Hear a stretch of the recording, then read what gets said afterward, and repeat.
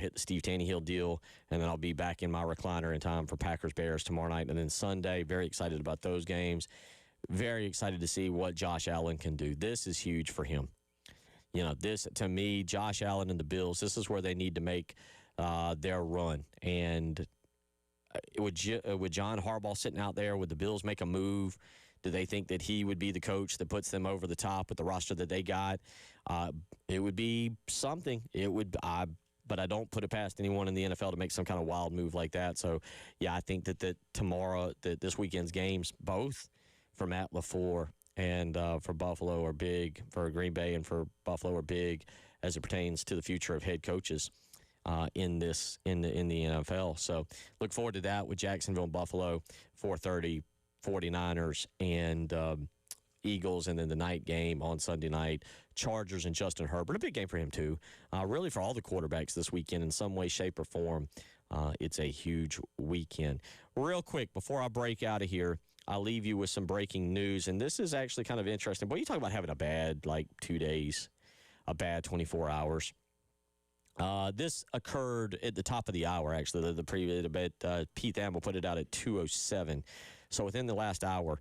But the NCAA is now trying to bite. They are snarling their lips, growling a little bit. The NCAA has denied Trinidad Chambliss a waiver for a 6th year of eligibility. So, boy, Chambliss loses last night after an incredible performance. And now he finds out less than 24 hours later his career, according to the NCAA, has come to a screeching halt. Now, he had already announced that he would be coming back to Mississippi to play for Pete Golding next year. But just this hour, and this is on ESPN.com, the NCAA has denied Trinidad Chambliss a waiver for his 6th year of NCAA eligibility. The decision appears to end Chambliss's college career, although Mississippi will appeal, and that's according to Chambliss's attorney. Great, attorneys are involved. Here we go. Tom Mars.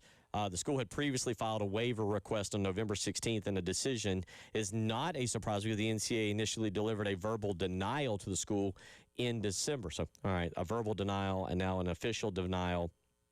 And as ESPN says, Chambliss would have been one of the faces of college football next season had he been slated to return. Instead, he'll likely be off to the NFL, where he's projected now as a day 3 pick.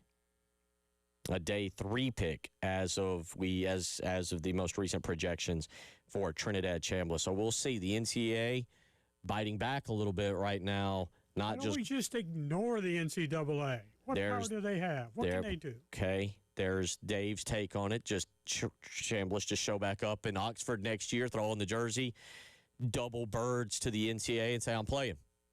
Exactly.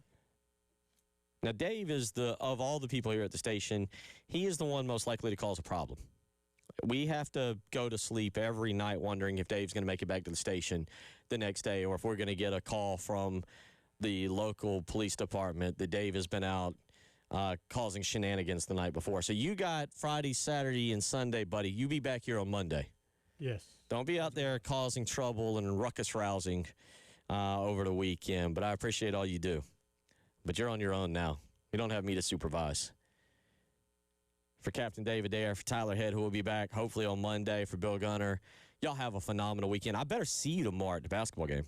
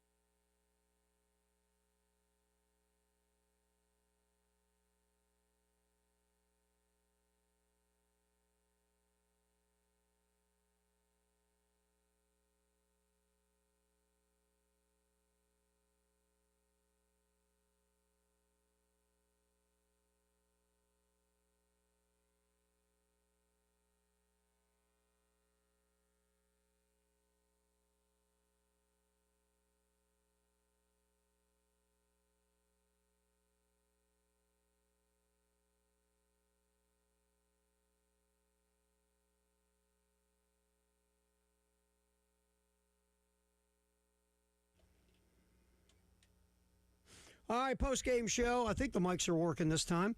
Terry Ford, Jay Phillips. We're going to get our buddy Langston Moore on the horn here in just a couple minutes. So you good, man? You ready to roll? Properly lubricated in a non-alcoholic way? Let's see. I am ordered by my doctor to drink 20 ounces of Gatorade a day, and I would say I have about 5 ounces left in this current jug. Yeah. So, yes, properly lubricated thus far. I know it's not in the way you would prefer to be, but, hey, you got to do what you got to do. Yeah, we'll see when that day comes around again, sir. Maybe a while, but that's okay.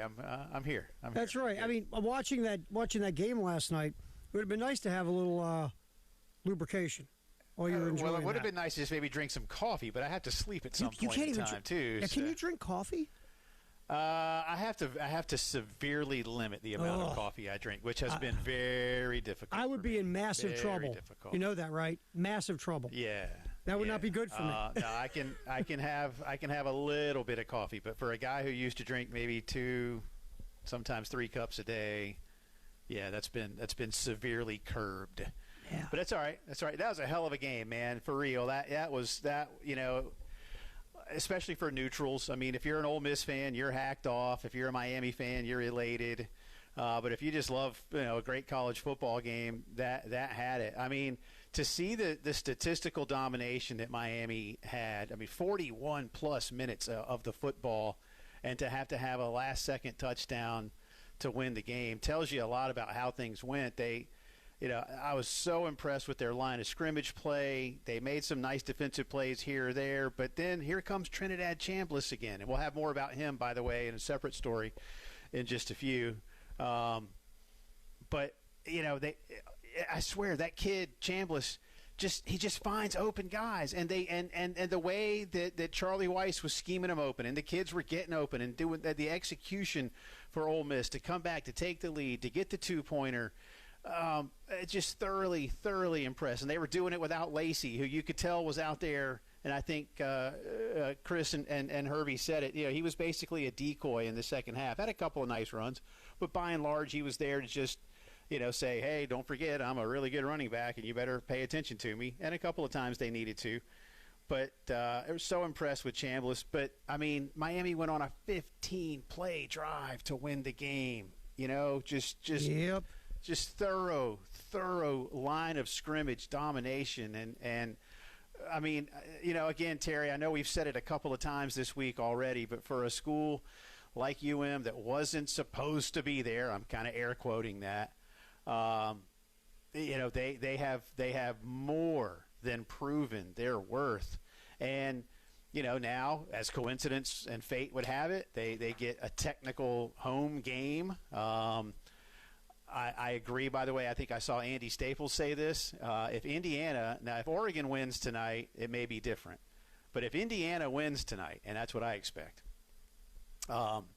Indiana's going to have more fans in that ballpark next week than Miami will. I firmly believe that. UM has a nice following, but as I try to tell people, and Terry, this, we've talked about this before, Miami is not a big, giant state school like Louisville or Memphis.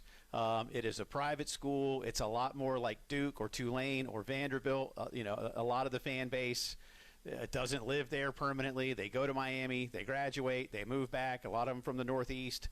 Again, they've got a following. I'm not trying to say they have no fans, but any of us that have watched college football through the years know, unless FSU or UF or it's just some other, maybe if Clemson's playing them or something like that, they don't sell that place out. They don't generate a lot of interest. Terry, you said it before. It's kind of like some of the teams out in L.A.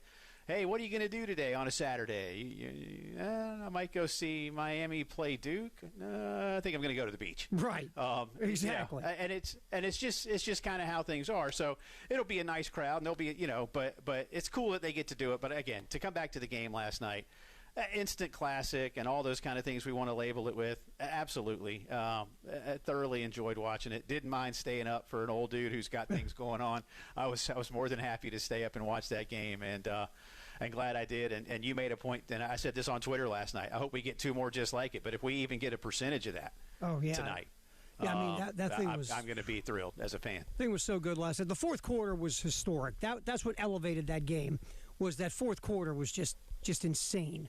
It reminded me of the Ravens-Steelers fourth quarter in the NFL, by the way. Yeah. Just back and forth and back and forth. And making plays, man. Just dudes making plays. I mean, it's like, man, all right. What else can they do here? And really the thing all right, so pass interference or not? I mean, should we debate this? And I know we're going to talk to Langston. Look, I'll say this. There's schools of thought here. A, by the letter of the rule of pass interference, is grabbing a guy and throwing him down pass interference when the ball's in the air? Sure it is.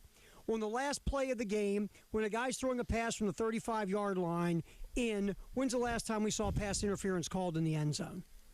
It just doesn't get called. But do I think a DB grabbing a wide receiver and throwing him down when the ball's in the air is pass interference? Sure it is. But again, is anybody shocked there wasn't a call in the end zone? Because when that play happens, and it's not really a Hail Mary because it's not being thrown up with a lump of dudes. That was really like a one-on-one. That was a route. That was a route. But the bottom line is, when a ball is thrown that far out into the end zone on the last play, you very rarely ever, and I can't remember one, Jay, in my mind, where a pass interference gets called on that type of play. If that throw is from the 8-yard line, that's pass interference, and flags are flying. But from outside the 30 like that, and a play's in the end zone in the final play of the game, I can't remember one that gets called a PI. I mean, if you I can't either, and I agree with, and I forget the officiating analyst. It wasn't Matt Austin last night, who I do know, but I can't. I agree with the officiating analyst who said 99% of the time we're letting that go because both guys, as they're coming down the sideline, they're both jockeying with each other. I don't disagree with you that there was maybe a little bit more force from the UM defender, but at the same time, they're both arm in arm, and there's a little grabbing, there's a little shoving, there's a little contact from both sides, balls in the air. They're both trying to play the ball and each other. You know, it's contested, and I felt the entire time I was watching that was basically, you know, my words here, just a 50-50. Again, at the end, yeah, you can probably make the case, but I would agree with the officiating analyst. Hey, that's two guys going for a ball, going for a play. We're going to let that one go. I think this, though. I don't like the idea that you can do egregious things to each other at the end of a game and the officials swallow the whistle to let the guys play. A penalty's a penalty, man. And you got to call a game. And when someone it's like in basketball. Dude goes to the basket and gets flipped upside down at the end of a game because I'm not going to let you get that shot off. That's a foul. It's a foul in the first half, foul in the second half. In the NFL, one thing that does drive me crazy, not just the NFL but football, is if someone commits an egregious penalty on another player near the end of the game and the officials swallow the whistle because, we want to let them play. No. If it's a 50-50 thing and two guys are battling each other, let it go. Fine. But if someone, and it could be offensive pass interference. How many times do you see a wide receiver throw a defensive back into the stands and nobody calls it? I don't like that. Penalties are penalties. And this let the guys, figure it out. No, that's fine to a point. But when someone is committing an egregious penalty, you got to call that damn thing, man. I'm not talking about last time. I'm just talking about in general. That's the one thing I can't stand. It's like, he tripped him up. Well, I'm not calling it. Why? It's the end of the game. No, you call it, dude. And that's the one thing that does drive me crazy. I mean, and I know this is, and I don't mean to bring this up as a sore spot, but because Carolina Clemson have a football and a basketball one. But just to go to your basketball point, I remember a game here in Columbia with Trey Kelly, bringing the ball up late in a Carolina Clemson game. And Trey was basically just hip checked right near the Clemson bench and the scorer's table and knocked out of bounds. And Dave Odom's looking down the sideline like, what the hell? And Trey looks at, and the ref's like, late. And it was, a few seconds left, like trying to make a last minute kind of a thing happen for the Gamecocks. And the ref's like, swallowed the whistle late. But yeah, you're right. If that had been the first minute of the game, that's a personal foul. So, and everybody knows the push off and all that kind of stuff. So again, I'm not trying to bring up sore spots. It's just two that I can think of for local reference. But late in games, man, I mean, that's part of it. I guess the one place we don't see that is baseball, maybe. Right. Yeah, exactly. Unless it's Don Denkinger. in the World Series. Yeah, anyway, I was going to say. Anyway, hey, you know what? Know. There's a guy calling in. Langston from Dallas wants to chime in. Ah, all right. Well, let's hey, get Langston from Dallas. Thanks for calling the post-game show. First time, long time. First time, long time. Thanks for having me on. First time, long time. How you doing, bud? Man, I'm doing good. Happy New Year to everybody. Is it still too late? Yeah, I'm one of those. Terry's not, I don't think, but I am. I'll say it all month long. I'll do it for now. Happy New Year, man. Yeah. There you go. Terry's just upset that that field goal didn't go through. And, I won't talk about that. But I knew it wouldn't. The Baltimore. I knew it wouldn't. I didn't. No, but Terry feels better now that Todd Monken has taken all the blame. Yeah, it's all Todd Monken's fault. The Monk man. That's who had needed to roll was the Monk man. That's who we needed to get up. By the way, have you ever seen a man throw himself on a bigger sword in your entire life? It's all me. No, well, because he knows he's leaving, so he may as well go ahead and do it, right? Yeah. If y'all didn't see that, Todd Monken did. Was it like Billy Ripken's podcast or something? Ryan Ripken. It's Cal Ripken's Ryan Ripken's podcast. Okay. Everybody named Ripken has a podcast. Some Ripken in Baltimore has a podcast, and Todd Monken went out and did that. And all my fault. Yeah, it was all my fault, and I love Lamar, and I didn't coach him well enough, and I was like, it's my fault he got hurt. He should have said all those things too. Yeah, exactly. He didn't do all that. All right, Langston, let's go as a defender, even though you're a nose tackle, not a you corner. know what he's going to say, Jay. You know he's going with the beat the hell out of the guy at the end. You know he will. He's Langston. All right, so PI at the end of the game or what? PI at the end of the game, by the letter of the law, yes. Do they call that? No. And I think Terry made a great one of y'all made a great point just now. Like, if it's a little bit maybe from the 20 end, something like that, maybe, they don't look at so much as this like, jostling at the end, quote-unquote, Hail Mary. That's not the definition of a Hail Mary. That was some route. There was some different nuance to it. You saw the other receiver trying to come in, trying to undercut him a little bit. But kind of how they were calling the game all day, all evening, too, you got to eat that whistle. And because, again, and that shows consistency with, because there was a couple other calls that Miami was a little handsy. Sometimes Ole Miss, a lot of the Ole Miss defenders, especially towards, I think the third, fourth quarter, a couple questionable calls, but they were consistent with it. So I don't have a problem with it. My whole problem is we hadn't heard from you the whole game, and now the three blind mice can see now, and now all of a sudden it's just, handkerchiefs all over the place. I was going to be a smart aleck and be the one to be like, I got an answer to that question, Terry. When's the last time they've called that penalty? But that's the great distinction that you made. I was going to say 2004, the Fiesta Bowl, Ohio State, Miami. I think they called the PI on some one of them, but it was the reverse action. But it was a lot closer to the end zone, and it was a more definitive route. And Langston, by the way, that's one of the worst. I think that makes all the difference. Hey, by the way, that's one of the worst PI calls ever at the end of a game. Yeah. That Miami Ohio State call, that was awful. That one, too. But my only claim to fame in that one is that we beat Ohio State 2 years in a row, and all the guys I used to play against in the NFL, I told them, we showed y'all how to win the national championship. I beat y'all, John Cooper, all them dudes, and then y'all went ahead and finally did it with the help of a PI call, phantom PI call. Real quick, and we got to hit the break. The one thing you want, though, as a player, Langston, correct me if I'm wrong, you just want consistency from the officiating crew. Call the game the same. Don't give me one thing in the first quarter and change it up in the third quarter. And no, if you're gonna let me play, let me play. If you're gonna call it tight. But don't be screwing this thing up by not being consistent, right?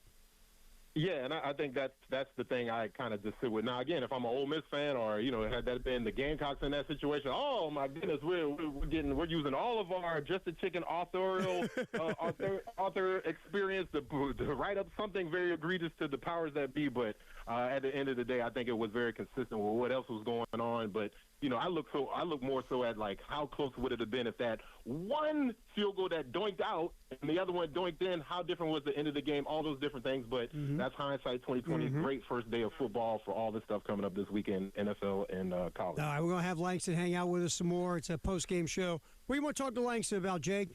Your choice. Yeah, we'll keep these going, and then we got all these NFL games too. And I kind of want to pick up on something I heard this morning on one of the national shows and get Langston's take from an NFL perspective. Good so we'll deal. That's coming up on the post-game show here on the game.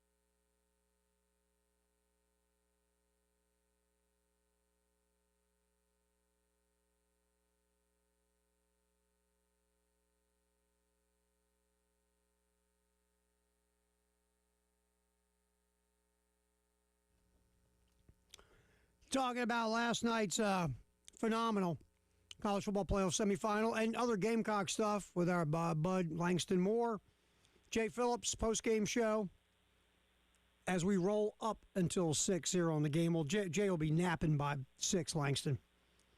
So, but Jay will be here and hey, up until 4. One other note, too, Terry.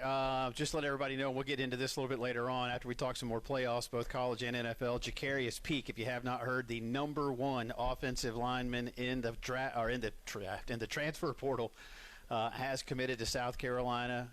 He came from NC State. I believe he's originally from Valdosta, but he has committed. And I saw that Wes Mitchell, I think, reported that Jacarius has now been given a 5-star portal rating. Mm-hmm. So that's a big deal, and you and I were talking as well. Marion's Quashid Scott, a very versatile DB from a nice Kentucky. Get. That's a nice get right there. Who man. apparently the guys at Central reported was so quickly into the portal he didn't even get a ranking. So I don't know where they'll ultimately label him. But he's coming back home. He was recruited by Carolina and came down. I don't know if it was more a matter, I guess, when he went to college out of high school, maybe of more immediate playing time at Kentucky, because Carolina, I guess, a couple years ago did have a pretty stacked defensive backfield. So maybe he just saw an earlier opportunity, but now a little more space here in Columbia. So he is going to head back home. So there's a couple of pickups, and I know they're hosting some more pretty big visitors this weekend out of the portal, but we'll get into that. I mean, I think Langston should start hosting some visitors. Yeah. Well, do you want these recruits or do you not want these recruits? Well, I don't know. I got a good track record. There was a time I had a good track record. I'm gonna tell you, man. Hey, listen, I'll say this much: you're very hospitable, and I mean that quite sincerely. Again, when we had media days out in Dallas, we've told the stories many times of Langston taking amazing care of us. So at least he knows, I mean, if nothing else, how to make sure people are having a good time. Absolutely. So hey, Jay, by the way, we were the most popular area at SEC Media Days in Dallas because Langston brought food. It was, then that's not, we're really not exaggerating. No. That's the truth. That's the truth. And just like you do with media folks, you just put out a free spread and they'll just start coming around. Yeah. That guy who didn't want to come down there and talk to you and get you on the headset, now all of a sudden you got a little lunch spread over here. He's down there. Right. What is this? He's there every day. What is this? A couple of those dudes wouldn't talk to us at all, Langston. All of a sudden, we're giving us hugs. It was great. He was there every day. We'll come back around. Langston, I want to get into something with you real quick from an NFL perspective. We'll come back to the Indiana-Oregon game in just a second. But I heard something this morning that I thought was great, and it was about who has a lot more on the line in the NFL this weekend when it comes to legacy. And was it like a Josh Allen, or was it maybe a Mike Tomlin, or even a Jim Harbaugh who's trying to sort of re-cement himself? I don't know. I don't want to taint the jury pool here with you, but I'm looking at Tomlin thinking 19 years, haven't won a playoff game in 10 years. Yes, I have a Super Bowl. Yes, I've never had a losing record, but I'm a home dog to the Houston Texans in the playoffs. I feel like the Steelers got something to show this weekend, man. Yeah, and the way they're trying to position it, just like they did last week, they had it as the game of the week. They moved it, and same thing to kind of cap off this wild card weekend, except for this is on Monday night that they're having that game. And the Texans are one of the most interesting teams to me because we know about the defense. C.J. Stroud will kind of preceded that, what they thought. They had a vision for this team, and obviously wanted to be defensive led. But, C.J. Stroud and what they kind of produced and how he kind of how they hit on him earlier on, that's not the case now. They're the offensive prowess. They feel like more of like a game manager. And this is the thing. I mean, I really like the Texans defense. I like their coach. I like, all of those things. But I cannot bet on C.J. Stroud and his health. I can bet on C.J. Stroud. I just can't bet on his health. And all these things put together, I hear the home dog. It feels like one of those Vegas things where, the Texans are going to go in there and it's going to be like a 19-3 final score where the score was a lot bigger than, that 19-3 kind of score, hypothetical score kind of predicted it, showed itself. But Nah, I think the Steelers are going to figure out a way to win this game. Now, again, next week, who knows? But I think the Texans are one of the most fragile teams in there. I know a lot of people talking about the Chargers going over with the Patriots. I know you're talking about the Steelers, of course, Jaguars, Bills, all. But I think these Texans, because of the health of C.J. Stroud, and we've seen this. I mean, it was just 2-3 weeks ago. C.J. Stroud could not pass the concussion test, and then of course came back, figured out some ways to just be manageable enough. But that running game that the Texans used to have isn't there. And I think all the pressure and all those things are going to come up roses for the Steelers on Monday night, meaning that they're going to win that game. Now, again, what happens the week after that, I don't know. I don't know about that. But that just dispels all the narrative about Tomlin going to the playoffs, all these different things, wanting more than that. And I would just caution everybody who's a Steelers fan, who's a Ravens fan, all of that, treat coaching, especially when you get an elite coach, treat it like the real estate market. Yes, it's up high right now. It's very great. Yes, they're giving you phenomenal offers for your home that you've lived here and you didn't do none of that work, and they're coming through here and they're giving you money as if this thing has been on home, HGETV. But once you get that money and the cost of living and everything is up, where you going to go live, brother? And that's the same thing I'm telling these coaches with Baltimore. That's the same thing I'm telling these folks with the Steelers. Be careful with that. That's the same thing I'm telling the Cleveland Browns. Who coming in there to replace somebody of that stature of Kevin Stefanski? I'm just telling you, man, there's a reason why that dude at Cincinnati is the coach because nobody else wants to come there and be the coach. Forget him going to the Super Bowl. Don't nobody else want to come coach the Bengals. Oh, man. It's the same way. So you better be careful, man. You better be careful. You know, to your point of that, you know, you can make all these cases of these coaches, and okay, things have gone stale. They've been there too long. They're not winning like they used to. Things have, like, plateaued, all that stuff. But see, that what you said is what I'm saying to people. Like, okay, it's fine. If it's time to move on from the Harbaughs and the Tomlins and all those guys, but I tell you, you're not going to automatically get the next guy right. Nope. So don't think just because you've gotten it right in the past means you're going to get it right in the future. You better make bleeping sure you know what you're doing, because if you get this wrong, you end up like the Titans. Remember, Mike Vrabel, we've gotten stale with Vrabel, and we've gone as far as we can, and we plateaued, and we got to get a guy to take us to the next level. That next level was the bottom of the NFL. Nice work. Yeah, they sank. Nice work. Great level. You drowned. We found Mike Riley. I didn't even know Mike Riley was still coaching around here. I mean, I figured he might get a title, but they're still letting Mike Riley be head coach. Okay. And here's the other thing I'll say about using the real estate analogy with all of this stuff. Now, again, if you're a billionaire, you don't have to worry about the real estate market. So I think that's the other problem with a lot of these NFL teams. Because, again, there's only 32. All these guys, except for the Bengals, you know, they all got their money through a bunch of different ways, and they're supremely rich. The Bengals are, like, just wealthy. They're not supremely rich, you know, poo-poo on those guys. They're paying too many taxes. But for everybody else, you know, with the real estate analogy, they'll just go ahead and buy a whole county or do something different like that. And I think that's kind of the attitude for a lot of these franchises. Even though they're successful, Ravens, a stellar franchise, Steelers, stellar franchise, but don't listen to the outside noise, man. Be careful. Enjoy where you're living at in the zip code right now. All right, we'll come back with our buddy Langston Moore. We'll talk some more NFL. Playoffs, obviously, this weekend. College football playoff game last night was fantastic. Tonight, another one. We'll get to all that with Langston coming up here on the postgame show with Jay and Terry here on the game.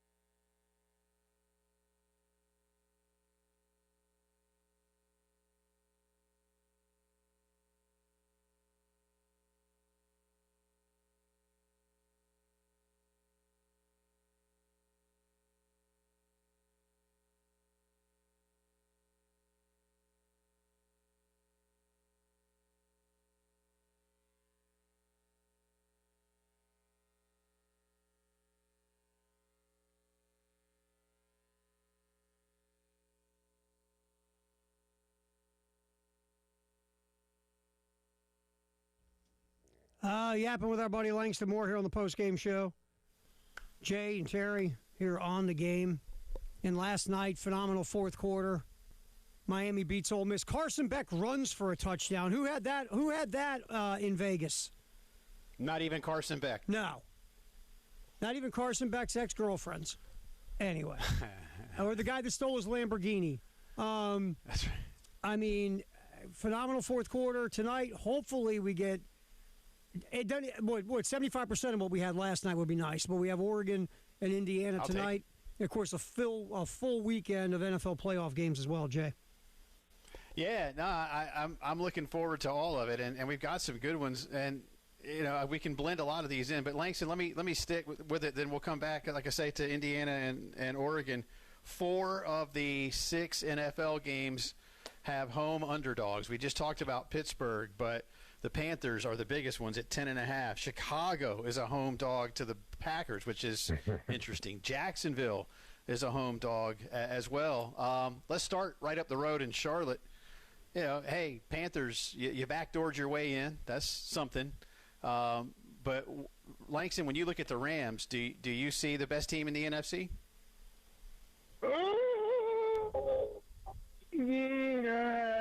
No. I don't see the best team in the NFC. They're close. It's just something I can't put my thumb on. It doesn't have anything to do with Matthew Stafford coaching. It's just something about this Rams team, this iteration of the team. It doesn't feel like they have it. Now, they will have it against the Carolina Panthers tomorrow at 3:30. This won't be the game we saw a couple weeks ago. The Panthers are going to see very quickly, and this is something it's like I don't. It's like trying to describe water to somebody who's never swum before. Like, there's a difference between first game in the preseason, fourth game in the preseason, first game kickoff Sunday, bye week, getting closer to the playoffs. Now, I can't speak to anything about the playoffs, but I have seen things ramped up just in those iterations. And the Rams are a veteran-laden team. I think they're going to come in. It's going to be a completely – and the Panthers are going to probably – hopefully it's competitive so I can have something good to watch on TV in between all this stuff. But the Rams, this is going to be a completely different game, completely different game plan, the tempo, everything, because of the experience of this Rams team right now. Now, again, I do pick somebody from the NFC West to be the representative for the NFC. I just don't know which of these 3 NFC West teams is going to be, Jay. Okay, so if the Rams – if you don't think they're the best team in the NFC, who are you going with in the NFC as the best team? I want to say the Seattle Seahawks led by Sam Darnold. Langston, I was getting ready to say, you realize I get you how good they have been, right? But you are saying a team quarterback by Sam Darnold could be in the Super Bowl. How drunk are you, friend? I didn't say Super Bowl. I just said they're getting close. They're getting close. But you're right. How drunk am I, Terry? I might need to get one of these loopholes drug tests because I'm just telling you, man. To say Sam Darnold, but all I can say, I heard this stat the other day. Sam Darnold has 2 14-win seasons. And the pantheon of people that he's in a row. Mm-hmm. And the pantheon of people that he's with are all Hall of Famers. Now, again, I've seen certain things in the NFL are not anomalies. Certain things, like, I'm just telling you, to go from 8 wins to 9 wins is one thing, 9 to 10, 11. But to get into consistent 12, 13, 14 with 2 years in a row, that's like Deshaun Goddard with the Super Bowl with 2 different teams, one being the Saints, one being the Giants. Like, you couldn't – that's just God, man. I don't know what else to tell you with that, man. I think that's kind of what Sam – that might be Sam Darnold. We might be seeing the hymn of this ginger-haired quarterback legend to never be seen from again, because – I don't think this can ever be replicated again. The Seattle Seahawks, the record 14, all these different things, but I think Seattle is the better team as of this weekend. Now, again, the 49ers can change my mind. The Eagles can figure out a way to try to be competent and not sound crazy. Nick Sirianni sounded crazy as all get out about competition. I think that's the single most reason why I can't trust the Eagles with all of this, but I have to go back to the Seattle Seahawks, Terry. That's them. I think they're the team. I do. I told Terry yesterday on our picks contest. I picked San Francisco to cover the 4.5 at Philadelphia. I think the Eagles can win, but there's something. Even though they didn't look great last week, the Niners. I mean, there's something about them that tells me they can win that game on Sunday, Langston. Yeah, and maybe much like the Rams, Super Bowl pedigree, but I'm trying to remember, like, were all these the backups a couple years ago when San Francisco lost that Super Bowl? Like, so we know about the coaching. We know Brock Purdy. I am a convert. Brock Purdy is that dude. I mean, you may need to be on your side of the fence, sir. I am a fan of yours, but man, just talk about a no-name defense, like no-name team. Like the guy who backs up the backups are like, who are these guys? But again, double-digit wins. You have to respect it. Not just 10 wins, 12, 11. I mean, the 49ers, got to be careful with them. They can get hot at the wrong time. I agree. And I wonder what Harbaugh can do in New England, too. I think the Patriots will win that game. But, listen, Harbaugh sent a B team to Denver the other day and made the Broncos kick 4 field goals. Denver's only touchdown was a pick 6. So the Chargers can still play some excellent defense, man. They can. It just Justin Herbert does so bad when he comes to the East Coast, specifically into that Northeast area. And so I'm a big Justin Herbert fan.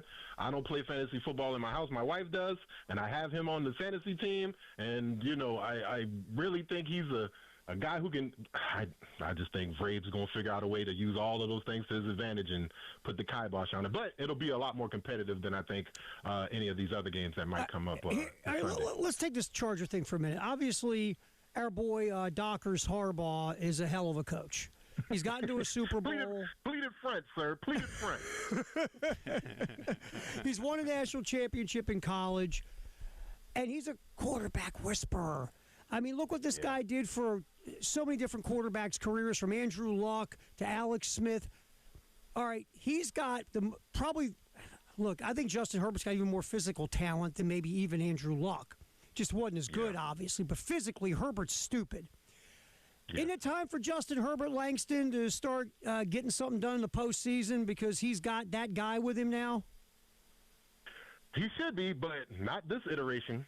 Because this offensive line should not be in the playoffs at all. I think they're dead last, and they are by far the worst offensive line with all the playoff teams left, here coming up. So, Justin Herbert, broken hand, God bless you. I mean, I've had one of those before. I can't even imagine trying to do it as even the off-throwing hand, you know what I'm saying? Like, so I think all of those things being said, I just think the offensive line being so porous, this isn't the year for the Chargers. It may be next year, but then comes to my point where, as all things when it comes to this Harbaugh, his leash, like that message gets beat into their head really, really quick, and the kids buy in, the players buy in. Doesn't matter if it's Sanford or whatever, but his whole little machination and how he lives, it gets really old really fast, and I wonder how long the Chargers will do it next year. Once they have all the pieces heavy, will it be one of those deals where it's not playing next year and the health of the team, but it'll just be, oh man, we're tired of Jim Harbaugh already in year 2 or 3 of him just being, we need to drink more buttermilk around the facility. That's the problem with us right now. We're not drinking enough unpasteurized milk around here, fellas. That's the problem. Why do I believe that would be the truth, actually? Buttermilk. And by the way, we shall. Right, all right, you have a choice. Drink buttermilk and be a champion, or save your taste buds. Because buttermilk is vile, man. I'm drinking the buttermilk. I'm drinking the buttermilk. Really, Jay? I've never drank buttermilk. If the choice was buttermilk and win the Super Bowl, yeah, I'm gonna find a way.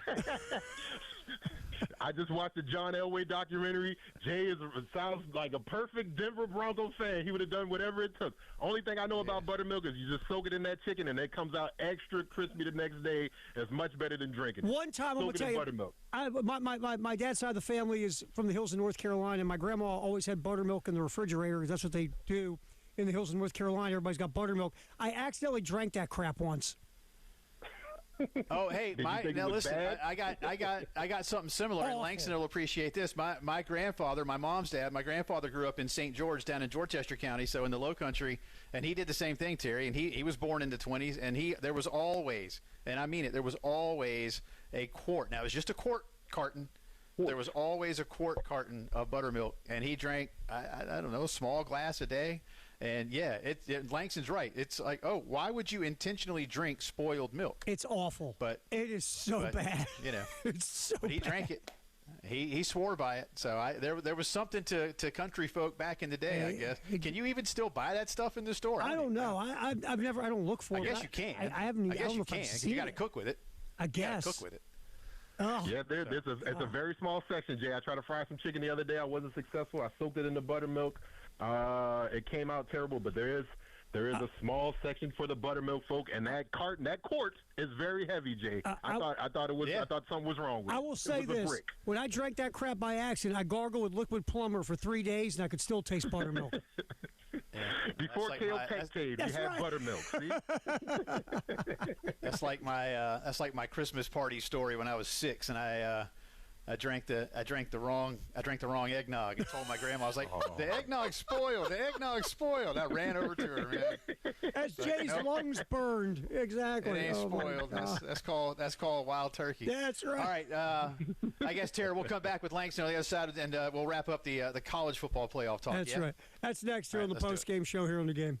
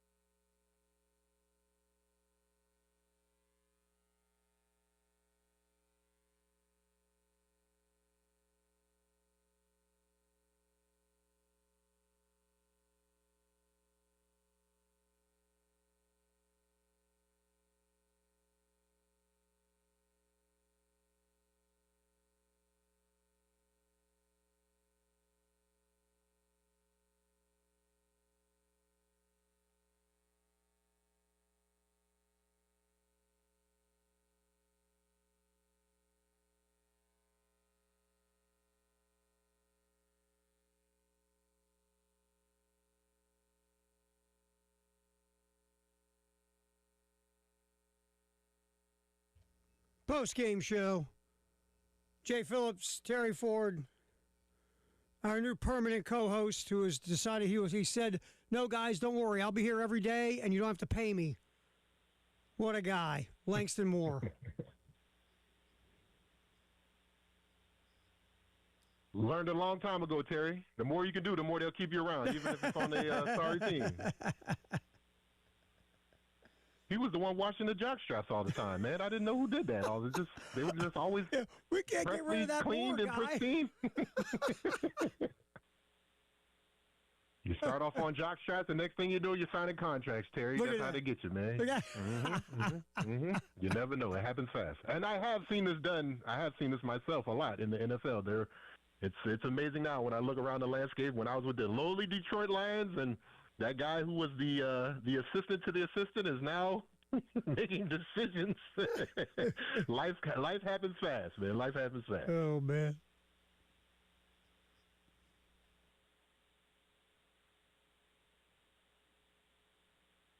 Did I lose you guys?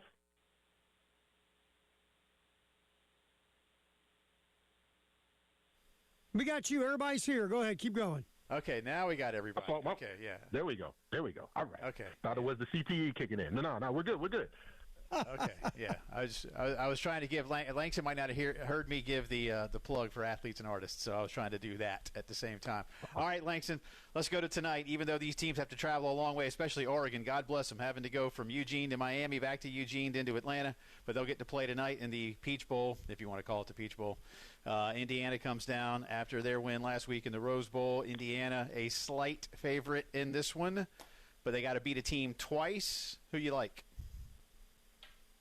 I like the Kurt man. I like Signetti. I like the whole posture. I like the whole buildup of this team. And it's crazy for me to be saying this because my brother went to IU, and I only knew IU growing up as Bobby Knight being the toughest offensive lineman looking this football iteration. You know, that's about as tough as it got. But now Indiana football, and wow, it's just from the ugly Antoine Randall L helmets when he was there. I didn't know what was going on. It looked like the ones the San Francisco Giants threw, San Francisco 49ers threw away. The whole point is the Indiana Hoosiers are the ones, I think, for the national championship. I mean, I know we talked about Miami. My crystal ball, he's so tight to me. I don't think he can figure out. I think that team's going to crumble at the end. But it feels to me that Indiana's on this pace for destiny. And how appropriate is it? Because this is the ultimate disruptor of everything that's been going on in college football, from the NIL to, getting the big name coach, the Lane Kidd, all these different things. And here comes Indiana as the beacon of disruption and consistency and culture. And never would have thought it came from Bloomington, Indiana. Oh, my goodness. Well, but to answer your question, Jay, I think it's going to be the Indiana Hoosiers for the football national championship. They're going to take care of business tonight, and hopefully DJ Moore stays in school and doesn't, subject himself to hopefully the Jets being one of those teams that might grasp at him. Stay in school, son. That's where the smart people go. That's where all the money is now. Stay in school. Yeah, you look at Mendoza and Moore, and you say you don't want to be the quarterback of the Raiders. Go to the CFL. Or the Jets. Yeah. And you don't, man. No, I feel bad for him. I feel bad for him. Fingers crossed for him. He'll figure out, all that personality. I would love to see him go to the Raiders. It kind of feels like it's perfect for him. Anywhere else, especially when I'm looking at the Jets, I just feels like, just let's go ahead and figure out who's going to be the next quarterback in 3 years from now. Let's go ahead and just put this in the draft portal right now because, the Jets are figuring out ways, and I want to say this to Aaron Glenn if I could have a conversation with him. Get out now. Save yourself. Come back to Detroit. We'd love to have you. Or anywhere else because and again, there's a lot of familiar ties with the GM, all those different things. Aaron Glenn always been a bedrock for the Jets for years and years, but man, it's been a long time since a real head coach was there, and you had Parcells, and I'm not saying you're not Parcells, brother, but that time has come and it's going to take a very unique person to get the Jets turned around. With that being said, DJ Moore, stay your behind in school, man. Don't do it. Yeah, I like Indiana tonight. I think it's going to be a fun game, but I'm kind of with you. There's just something about the way they're playing that they feel destined, and I know that's not the best thing to label a team with, but I don't know. Mm-hmm. There's something about them that just says they're better than you. You know what's interesting about what they do? Obviously, there's 500 deep dives on Indiana football anywhere to read, but execution-wise, they're just simple. They just out-execute you.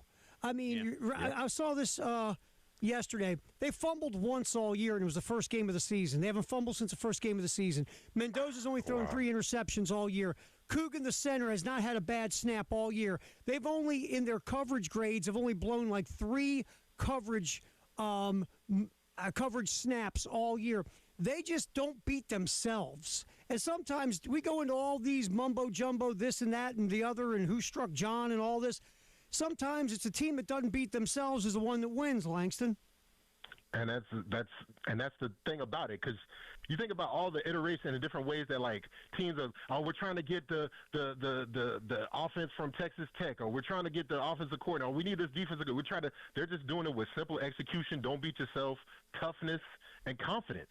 And you know that there's no other shiny whistles. I mean, Mendoza is the Heisman winner, okay, but like, you know, there should have been 10 other people that should have won the Heisman before him. You never would have had him on the bingo card, but he won the deal. But it's still one of those deals where they just execute, and they're just very methodical, and they seem like they're having a good time doing it. Mark Cristobal has got the lemon booty, man. I'm going to steal Preston Thorne. He's tight. This man is so tight. Somebody congratulated him the other night. Like, he begrudgingly hugging his wife. Like, this dude here, man, like, I was a Cristobal fan for a long, long time, but, like, he is getting so tight, and it's the complete opposite of what Kirk Cignetti and their team has and what their confidence is. And it just shows you the 2 different ways that you can run your program, run your franchise, your coaches and leaderships. There's a lot of different ways to get to the mountaintop, Jay. Some of us are going to enjoy it, and some of us are going to lose our leg to gangrene and having the lemon booty on the way up there to it, and come back down with that leg in our back and be like, see what we won? It was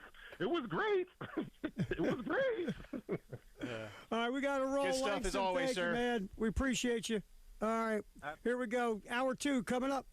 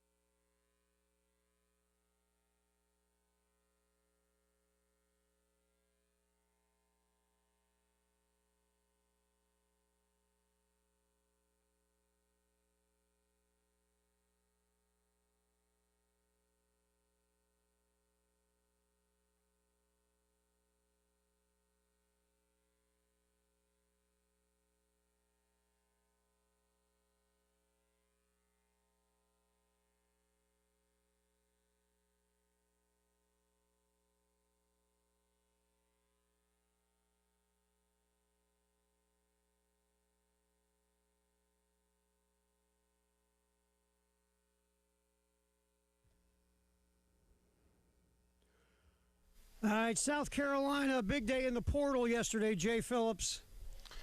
Yeah. Three nice gets, and positions of need, sir.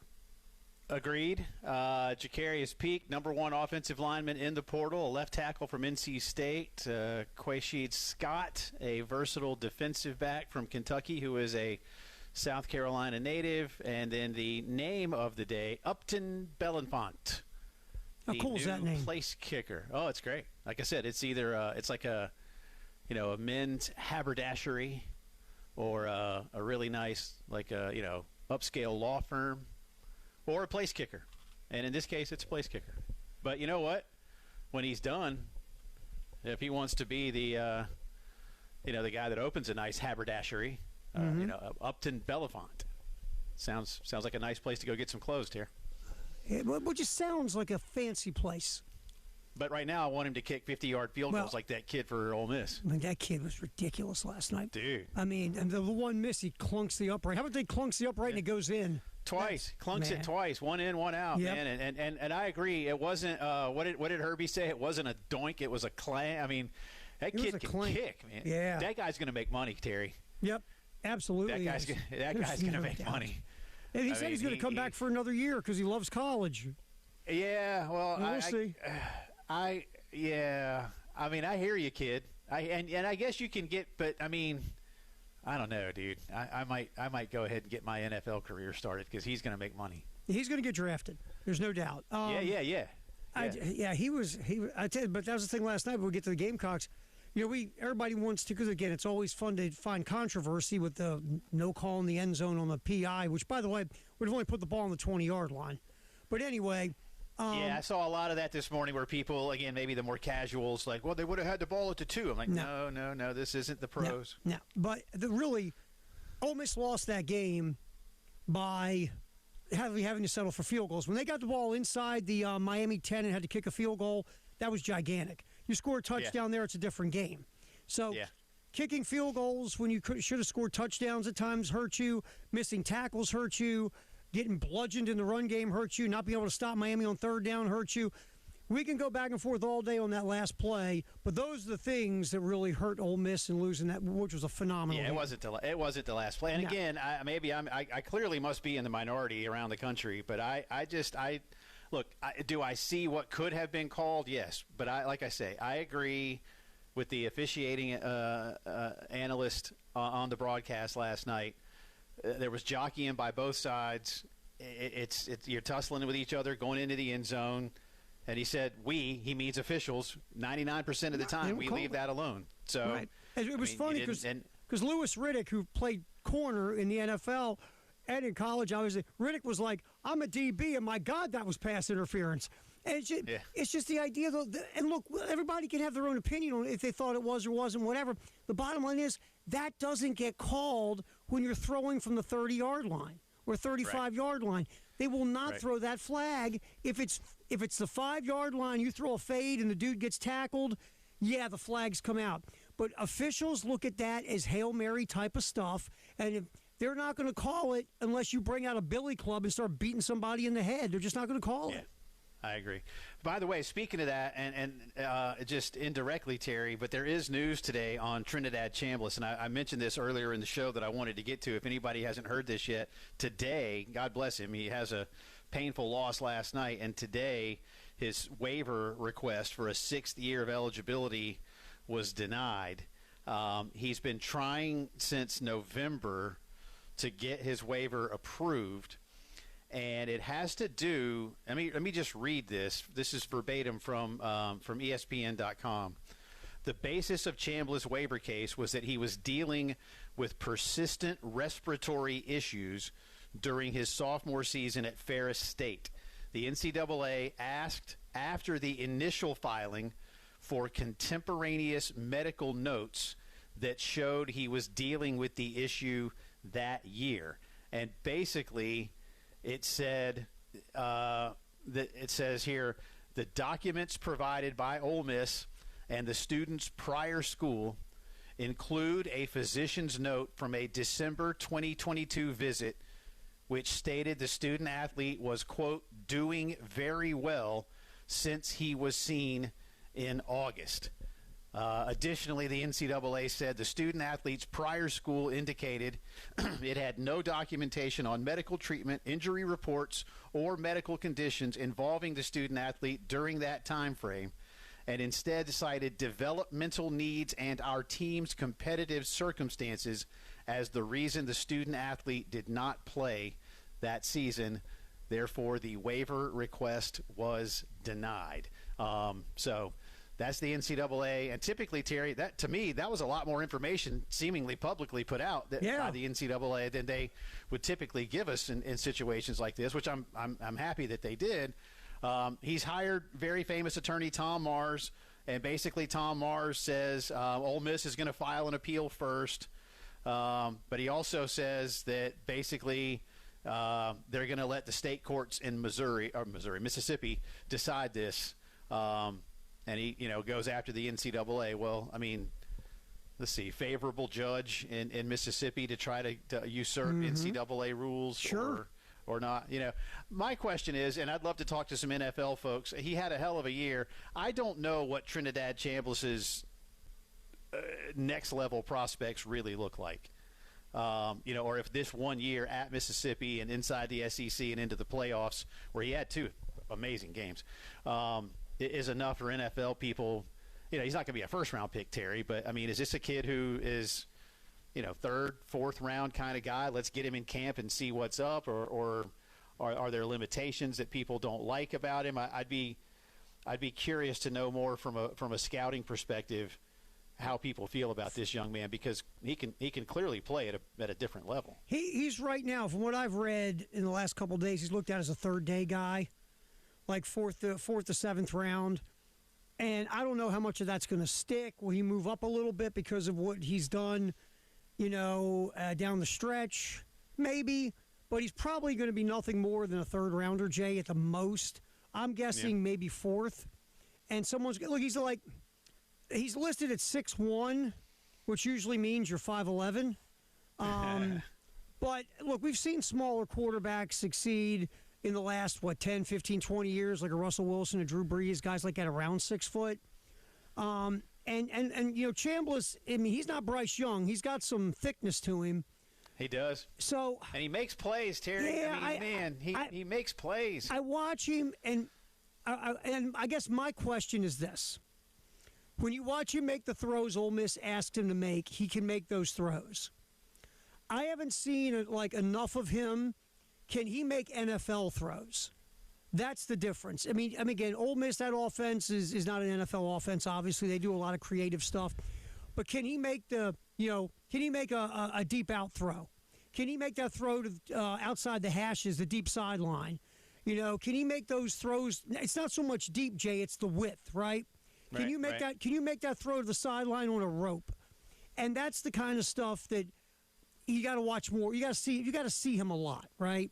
Because I've seen him a few games. I haven't seen him every. I'm not going to pretend like I watched every game Ole Miss has played.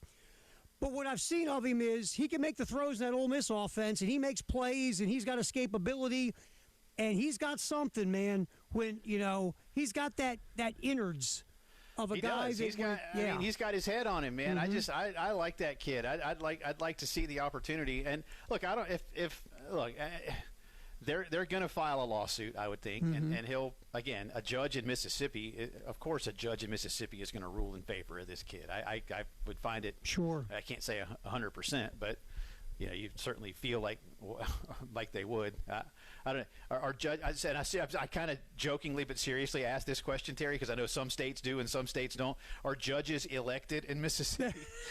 Well, what's your definition of elected, Jay? Well, here in South Carolina, we don't elect our judges. They go through a legislative process to become judges. But, in some states, I remember the first time I learned, I was like, wait, your judges are running for office? Like, how creepy is that? Oh, yeah. Anyway, in West Virginia, I don't know if they do in Mississippi or not. But anyway, so for now, Trinidad Chambliss will not be coming back to college next year. And the thing is, I don't know how quickly you have to act on all this, So, and again, does he get some favorable ratings from the next level and maybe go ahead and jump into the draft? I'd like to see that opportunity. as well. Well, But let me tell you something, sir. With the beauty of AI on my phone, Mississippi judges are elected. okay, I kind of figured they were, but I wasn't so sure. But now again, there's different levels of elected, if you know what I'm saying. Wink, wink. I do. Wink, wink. Sure. Yeah, I think John Grisham has written a lot of books about Yes, that. he has. Look, here's the thing with Chambliss. Again, it's going to come down to me, doing way too many draft shows in my life, is can he make those throws? Can he make the deep outs, the deep ins? Can he throw that ball outside the hashes with velocity? If he can, and that will be the thing with him, because he's got a lot of the other boxes checked, Jay, to me. I think, last night you saw him throwing guys open. It seems like he's got enough arm to play in the NFL between the hashes. I love his escapability and how he gets out of the pocket, but he's looking downfield to make throws, to make plays. Yeah, there's a lot of good things about him. There's something there. There's something there. And there is. And again, the right coordinator can get it out of him. And I'm with you. And you know how I feel about some of the stuff in the NFL, because you're not wrong in what you're saying about what he needs to do at that level. But that goes back to that ancient mindset, in my opinion, that antiquated, well, this is the NFL and these are the kind of plays that we have, rather than saying, man, this kid's got it. Maybe he doesn't have all of that physical stuff, but what he does have, let's work with it. Let's tailor the game plan to him, and let's make it effective. And I would like to at least see more, and I think we are seeing more of that now with coordinators that have come from college and NFL and back and forth, and seeing what kids can do. And we do. So, and you've seen it with Brock Purdy with Kyle Shanahan. Brock Purdy wouldn't work with probably 30 teams. But he's worked because Kyle Shanahan says, okay, Brock Purdy can't make this throw, this throw, this throw, or this throw. Let's concentrate on the throws Brock Purdy can make, because he's really good at the ones he can do. And let's build this offense to where we have a lot of playmakers around him and he can point guard the ball to people, but we're not going to ask him to do what he can't. That's what, if Chambliss does have the issue, because look, it's a real thing, man. If you can't throw the out in the NFL, that's pick six the other way. I mean, That's a huge thing in the league. But again, if you get a creative offensive coordinator and Chambliss can do a lot of these other things very well, maybe you sit down and go, okay, let's try this. Let's build this offense around the throws he can make, and let's build it around his escapability and his movement, and let's see how we can do with that. And if you can find somebody to do that, that's the chance he would probably have. If the arm talent is the issue. But you got to find the guy to build that offense, and then though, he's got to be able to kill it, because you're taking away parts of the field, right, that he can't do. So the things he can do, man, he's got to be on point. You follow what I'm saying? Well, if he's going to be a if he's going to be a day 3 pick, and I think that might, that's what's going to probably happen. Maybe at best third round, so late day 2, but probably more day 3. Then he's not starting next year, which is great. No. Again, Taylor, how about this, Terry? He can wait for it. He can develop. Exactly. They could develop him into a quarterback over a couple of years. Guess what he can do, Jay? The game. Yeah, he can learn. He can get in there to get in the weight room and get stronger, and he can practice his footwork and learn how to watch film. Yeah. All those things that quarterbacks used to do before rookie contracts. Develop him. Oh, man. But anyway, so yeah, again, if you missed the first part, Trinidad Chambliss today had his waiver request denied. So they will appeal. Mississippi will appeal and see if they can get one more year out of it. But I don't know how quickly you get that appeal heard. So yeah, I remember we saw this dance with Faison. Yep. So Yeah. This thing is there's a clock ticking. Absolutely. Yep. All right, man. By the way, man, we've got breaking Gamecock news. Another offensive lineman coming through the portal.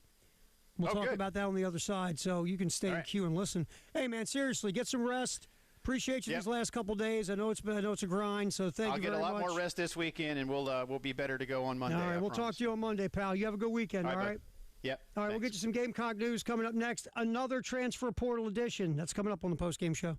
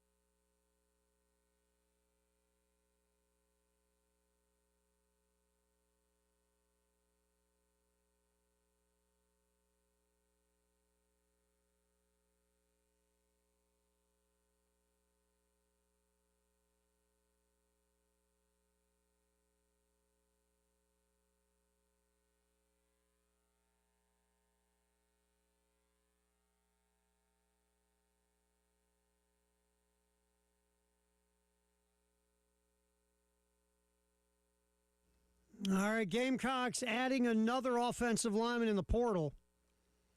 Another all-conference pick. Emmanuel Kojo Poku from East Carolina. All-conference honors at right guard in 2025 for Poku. And I'm looking at the old Pro Football Focus grades. We always like to just take a gander at that, just to, from a grading perspective, to see what those folks thought of a player. Poku, if you look at offensive linemen with over 300 snaps on the field for East Carolina last year, Poku second best when you look at pass blocking grade at 69.1, just under that magic 70. 0 sacks given up, 12 pressures for Poku in pass blocking. Run blocking a little bit lower at around 61. So Poku a better pass blocker than run blocker. But Poku, again, all conference at East Carolina, will now commit to the Gamecocks. And if you look at this portal tracker thing, as we go, that is the 8th commitment for South Carolina. So Poku, Hank Purvis, Carter Miller, Jacarius Peak, that's the 4th offensive lineman brought in by South Carolina. A center, 2 guards, and a tackle so far. And I think you still have to add, you have a couple guys that are interesting in-house, like Shed Surratt. I mean, we've talked about Darius Gray, the freshman. I've been told by people who have seen Gray play and who know what's up that Gray could play as a freshman. And again, it's one of those things with freshmen, especially in the SEC. If you go to practice and you just nail it, right, and you win the battle because you're just the best guy for the gig, that's one thing. But if you're playing a freshman out of necessity because you don't have anybody better, but that freshman might not quite be ready, that's a bad thing. But if you got a freshman who has proven in practice that he is your best guy at that position, and he seems like he's ready to rock and roll, as ready as he's going to be as a freshman in the SEC, then you just kind of take a gulp and put him out there. But you would rather not have to play a freshman if you didn't have to. Or like I said, unless they're like Dylan Stewart. I mean, my God. Didn't take a genius to go, that guy needs to play. So now when you add Poku to Hank Purvis and Carter Miller and Jacarius Peak, 4 guys, 4 veterans, and 2 guys, Peak and Poku, who have gotten all-conference love, you're building up your offensive line room. Now, again, the key is obviously get all these dudes who start, who have never played together before, when you get to whatever spring practice is going to be this year. In the spring, in the summer, you got to get these guys together because, like you always say, again, one set of eyes. That's where you got to get your offensive linemen. They got to be cohesive. They got to communicate. The old school coaches, they're like the Rockettes. If you're like 30 years old, you're like, what's the hell is a Rockette there? Like Kurt Signetti says, Google me. Google Rockettes. But that's going to be the thing here. Shed Surratt will probably still start. But besides that, most likely you're going to have 4 new starters on your offensive line. And you got to get cohesive. But you've brought in some talented cats so far, especially with Peak and Poku, who have got a resume of production. So good get by South Carolina. That will be, number 8 coming through the portal. I'll say this, and I know that Jacarius Peak dominated yesterday's portal news. I love getting Quashid Scott, the corner from Kentucky. Good coverage grades. And South Carolina needs a corner that can come in and cover. So I really like that. I like that get in the portal. Because as much as we know the offensive line is the number 1, number 2, and number 3 priority, corner and slot are also important. You got to get some dudes there. So I think that was just a really good pickup in the portal, Quashid Scott. But yes, that's the latest from the portal as South Carolina adds another offensive lineman, Emmanuel Kojo Poku from East Carolina. And that just popped here a little while ago. And we'll try to keep you up to date on any other portal news that might be breaking. And we'll see what else is happening here. I have not updated this lately. So let's see what's happening. Pitt transfer portal defensive lineman Francis Brew, the number 5 defensive tackle in the portal, is set to visit Notre Dame, Ohio State, and South Carolina in the coming days. Gamecock Central has not confirmed that visit 100% yet. But that is some of the smoke coming out. And Brew also visited Tennessee. So that's where all that's at. Also, this weekend, Seth Smith, Northern Arizona offensive tackle, will visit South Carolina as well. And this one's interesting, South Carolina is set to host edge Jordan Norman from Tulane. Norman confirmed to Gamecock Central on Thursday morning he has set up a visit with South Carolina. Norman will be in either today, should be in today, but definitely coming in either today or tomorrow. So that's the latest on the transfer portal, what's going on with the Gamecocks. And so far, again, 8 through the portal, half of them offensive linemen, a position of crazy dire need. So good deal. All right, this weekend we got hoops on the game. 1:30 tomorrow, pregame 2 o'clock tip. The men host Georgia. The women on Sunday, 1:30 pregame 2 o'clock tip, also taking on Georgia. So you can hear those games right here on 107.5 The Game in Columbia. Saturday, you can hear the men's game also on our affiliate 100.3 The Game in Myrtle Beach.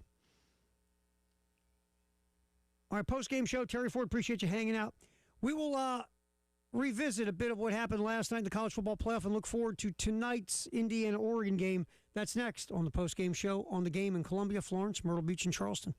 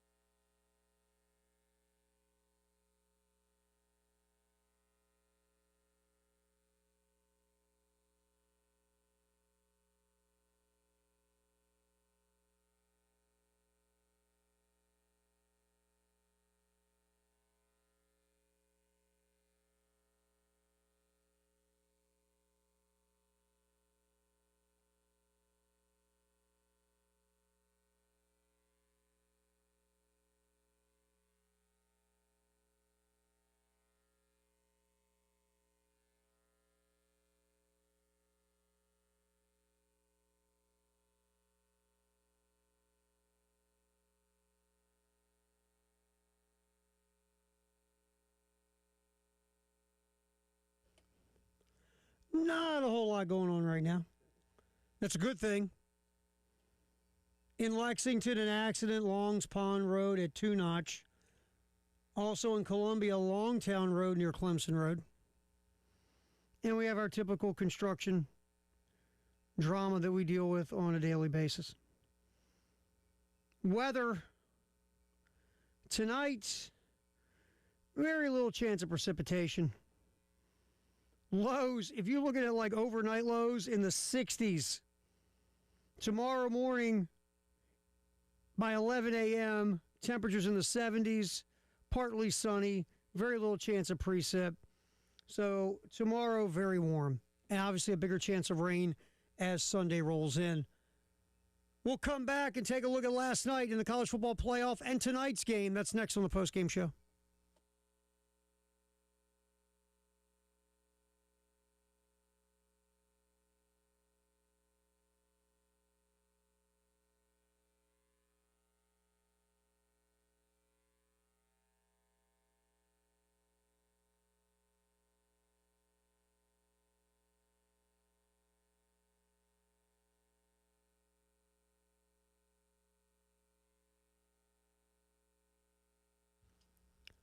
All right, last night, college football playoff was just obviously top drawer.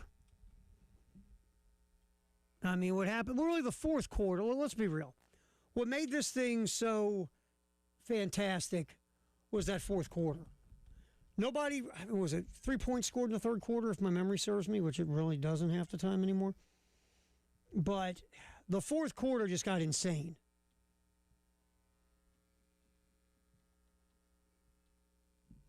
I mean, just points everywhere. Back and forth and back and forth. And, you scored. Oh, you scored. Oh, you score. Hold my beer, I'll score. It was just, it was compelling to watch. Both ways. And I'll say this. I have criticized Carson Beck on numerous occasions because, well, in my opinion, I'm just being honest and being objective. He was a guy that had the last 2 years, he was better this year, but still the last 2 seasons, Carson Beck had a real problem of trying to do too much and throwing the ball to the other team or just making big mistakes. And I thought last night, the more Miami would have to lean on Carson Beck, the worse off they were going to be. And that's why I thought if it's a track meet, Ole Miss wins. If it's a rock fight, Miami wins. I'll give Carson Beck credit, man. How he played in the fourth quarter. He only made one throw where you went, oh, my God, what were you doing? It almost got picked. Perkins, a linebacker from Ole Miss, I think got his fingers barely on it, but it wasn't like a super catchable interception. But Carson Beck was really good, to his credit. And, making the throws he had to make. Hitting third and 6, 3rd and 8. Carson Beck, thumbs up, man. Let's give you your props when you deserve it. That was a performance, especially in that fourth quarter. Because Ole Miss was cooking. They were rolling. And my one thing with Ole Miss, and Charlie Weiss Jr. did a really nice job last night calling the plays for the most part, but I guess my thing is in the second half, Ole Miss really pushed the tempo. They pushed tempo. And you could see Miami was a bit on their heels. Ole Miss scored, 14 points in the second half. And their offense just ran better. Because in the first half, remember, touchdown was on the big play, the long Lacey, the 70-plus yard Lacey run, and 2 field goals. But once Ole Miss really got it cooking with that tempo, they got into a rhythm, and they really started dictating to Miami. In the first half, they did a couple 3-and-outs. They didn't have the ball much, to be fair. But even when they had the ball, like I said, they could do nothing. And they were 3-and-out and punt. But the one thing, like watching that second half, I've always said this about sports, is like your winning percentage goes way, way up, obviously, if you're dictating to your opponent. The first half last night, Miami totally dictated to Ole Miss. Miami was up 17-13. It should have been 117-13. If Miami wasn't spending so much time Plaxico Burress shooting themselves in the feet, they could have been up huge in the first half. Miami dominated the first half. But penalties, it just hurt them. And Ole Miss used those penalties to their advantage. But Miami was absolutely dictating in the first half, Ole Miss more in the second half. And whenever teams like to play fast in sports, whether it's football, basketball, whatever, and they get sucked into, because then the teams that play them who want to play them slow, because those teams play slow, one, and two, you want to get the team that plays fast out of their tempo. I've always said, if you play fast, do everything in your power to play fast. Even be unorthodox. Just play fast. Just go ahead and do it. Well, we got to do this or that or this. So, no. You play better playing fast. That's what you do. That's your MO. Do it. Like in basketball, I know it's unorthodox. You know, a lot of people talk about pressing and running and fast breaking and all that. And, you know, sometimes just, get the ball in and run it up court. Don't wait to get a rebound and outlet to get a break to go fast. A team scores, get the ball out of the hoop, give it to the ref, he gives it back to you, pass it in quick, have your point guard run the ball up the court, and let's go. Anything you can do to kick the pace, anything, do it. And Ole Miss last night in the second half finally got a chance to put their foot on the gas and play their kind of game. And they almost stole that sucker. And if Ole Miss would have won, here are the narratives. A, how about Trinidad Chambliss? How about that patchwork coaching staff? How about that Pete Golding, who just became a head coach out of nowhere? Look what those guys did. And then, by the way, bleep you, Lane Kiffin. That would have been the whole narrative if Ole Miss would have won. And the flip side of that narrative, if Ole Miss would have won, Miami, you blew the game in the first half. You had them and you blew it. But give Miami credit. They got the ball back. They were down 27-24, and they went on a drive. Just like remember, Ohio State cut it to a one-score game in the second half, and Miami went on a huge drive to ice the game. Look, Trinidad Chambliss was really good in the second half, especially the fourth quarter. Carson Beck, though, a guy who's got a ton of criticism, and it's been deserved, a lot of it.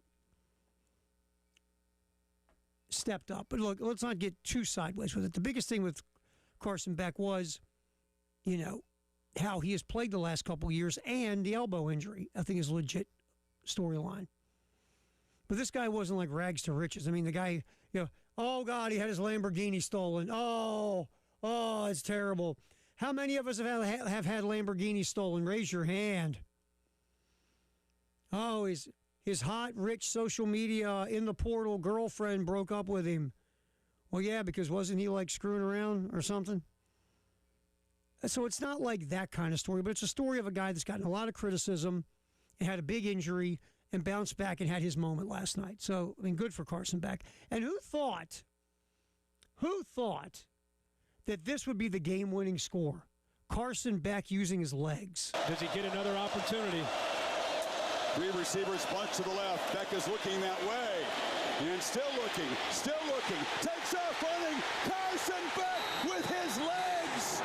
Puts Miami on top. What a drive. Who would have thought? I know Vegas has a prop for everything. I'm guessing there had to be a prop bet. Carson Beck running the football into the end zone for the game-winning touchdown. There had to be action on that. So Miami wins, and they move on to play for the national championship. Jack Veltri this morning asked me this question on the extra point as I was filling in for Tyler, who has no voice. He said, is the U back? And I said no. And the reason being is the U was a dynasty. The U won multiple championships. They were good for a long time, man. It was an attitude. It was a swag. I rooted a lot for Miami back then. I just liked them. And, they were fun to watch. They were entertaining. I remember when I rooted for Bernie Kosar and Miami to beat Nebraska in that national championship game when I was a little Terry Ford. This Miami, for this year, they're back because they're going to play for the national championship. But you're not that. You're not the you of the 90s and the early new millennium. That was a whole different animal, man. Now, if this Miami crew can stack big seasons, then you can have that conversation. But 1 year doesn't make you the you. 1 year says University of Miami has gotten themselves back in the conversation as being one of the better programs in America. That's what it says, to be fair. But a great night for Miami. And Ole Miss, too. I mean, look, that was a hell of a football game. I don't know what Ole Miss is going to be moving forward. Look, as much as I don't root against many people in sports because I just don't. I'm not that guy anymore. Because things only matter to me when they affect my life, or my family, my kids, my friends, people that are in the forward circle of trust. Sports doesn't get me all emotional, like hate. I don't really spend my time rooting against people that much anymore. But it would make me very happy if Lane Kiffin never sniffed the college football playoff at LSU. And I know he's going to make it. I mean, if you ask me to give my opinion, yes. Lane will put it together at LSU, and he'll make the college football playoff with those resources and that fertile recruiting base. And just Lane will get in. I don't know how many times. He will get to the college football playoff because everything's being handed to him, and he's a really good coach. But I don't want to see him succeed at LSU. I just don't. What he did at Ole Miss, to me, it broke so many of those, like, everybody's got their rules of life, right? And what he did broke so many of just the Terry Ford rules of life. And I'm far from perfect. Believe me. Good God, I'm far from perfect. But what he did was just, I hope he's not successful at LSU. That would make me quite giddy to see that. Tonight, I think Indiana wins. The key tonight is third down. Indiana this year has won the third down battle every game except one, and that's the one they almost lost at Penn State. Every other game, they win the third down battle, which means their offense beats your defense on third down, their defense beats your offense on third down. They are a third down machine. They're a killer. Oregon's they've got to at least hold their own on third down, and they've got to protect Moore better. Moore ran for his life in the first game against Indiana. Pressured, I think, half his dropbacks, sacked 6 times. And by the way, Moore, I'm going to get the stat to you before we leave. The top 3 defenses that Moore has faced, which he has not been good. Matter of fact, he's been below average against those top 3 defenses that he has faced this year. We'll get more into that later on the show. So I think Indiana will win a close game. We'll come back. We're going to crack open the vault next here on the Postgame Show. Terry Ford, appreciate you hanging out with us here on the game.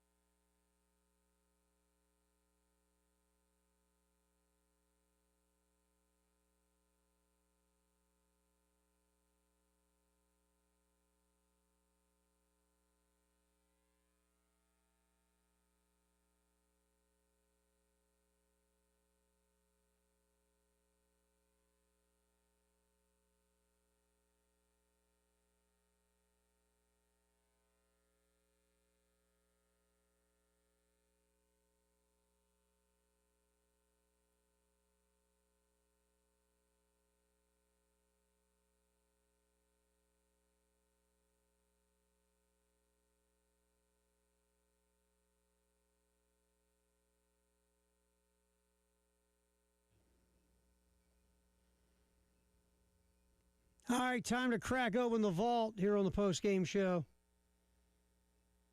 Interesting day in history. We'll start with sports. On this day, 1991, Dean Smith collected his 700th career coaching victory at North Carolina. Sixth coach to reach 700 wins and did it the quickest. And, of course, Dean Smith retired as the winningest coach in college basketball history. 1991 getting win number 700. 1996 is a goofy stat. The Toronto Raptors set an NBA record by not making a single free throw in a loss to the Hornets. The expansion Raptors only shot 3 free throws in the whole game, went 0 for 3. Wow.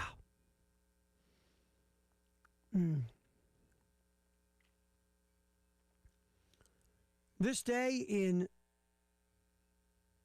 2006, Kobe Bryant of the Lakers scored 45 points against the Pacers, making him the first player since Wilt Chamberlain, who did it back in November of 1964, to score at least 45 points in 4 straight games. 2007, Cal Ripken Jr. and Tony Gwynn are elected to the Baseball Hall of Fame.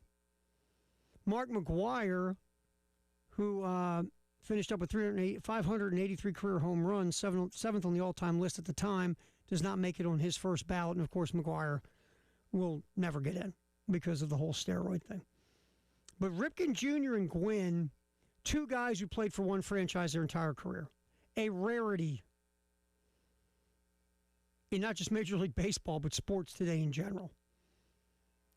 So those 2 guys going in the same year both played for one franchise their entire careers.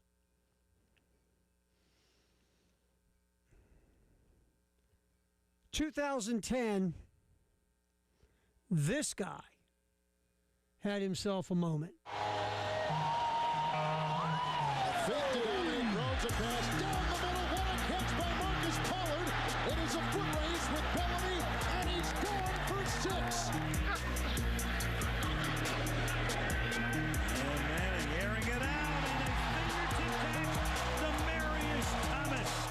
Peyton Manning, on this day in 2010, becomes the first player to win the AP NFL Most Valuable Player Award for the 4th time. And we do, I guess because of Peyton Manning now we see him as kind of a fun goober, goofball, pitch man. His appearance on Saturday Night Live that first time was iconic. But Peyton Manning was so good. He was ridiculous as a quarterback. Just ridiculous. Obviously one of the best of all time. All right, also on the vault, this day in 2013, no one is selected to the Baseball Hall of Fame for the second time in 4 decades. The writers failed to give anybody 75% of the vote.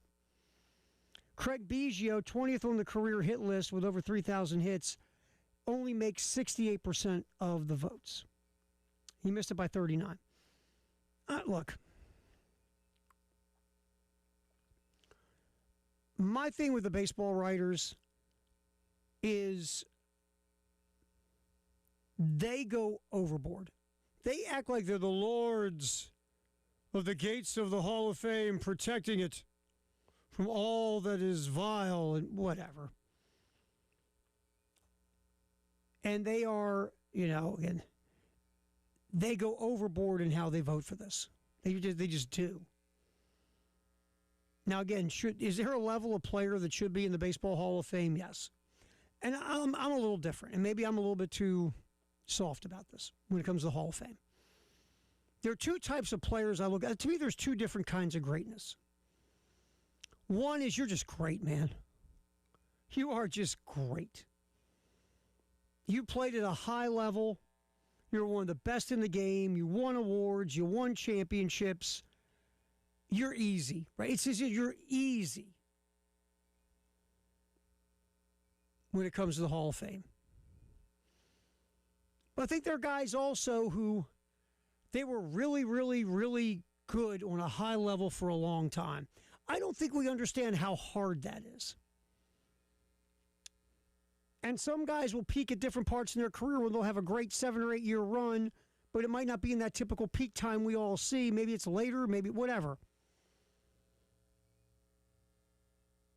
But you're a Hall of Famer. You're maybe not a first ballot Hall of Famer, but you're a Hall of Famer. Like Craig Biggio, if you want to argue with me he's not a first ballot guy, I'll go, okay.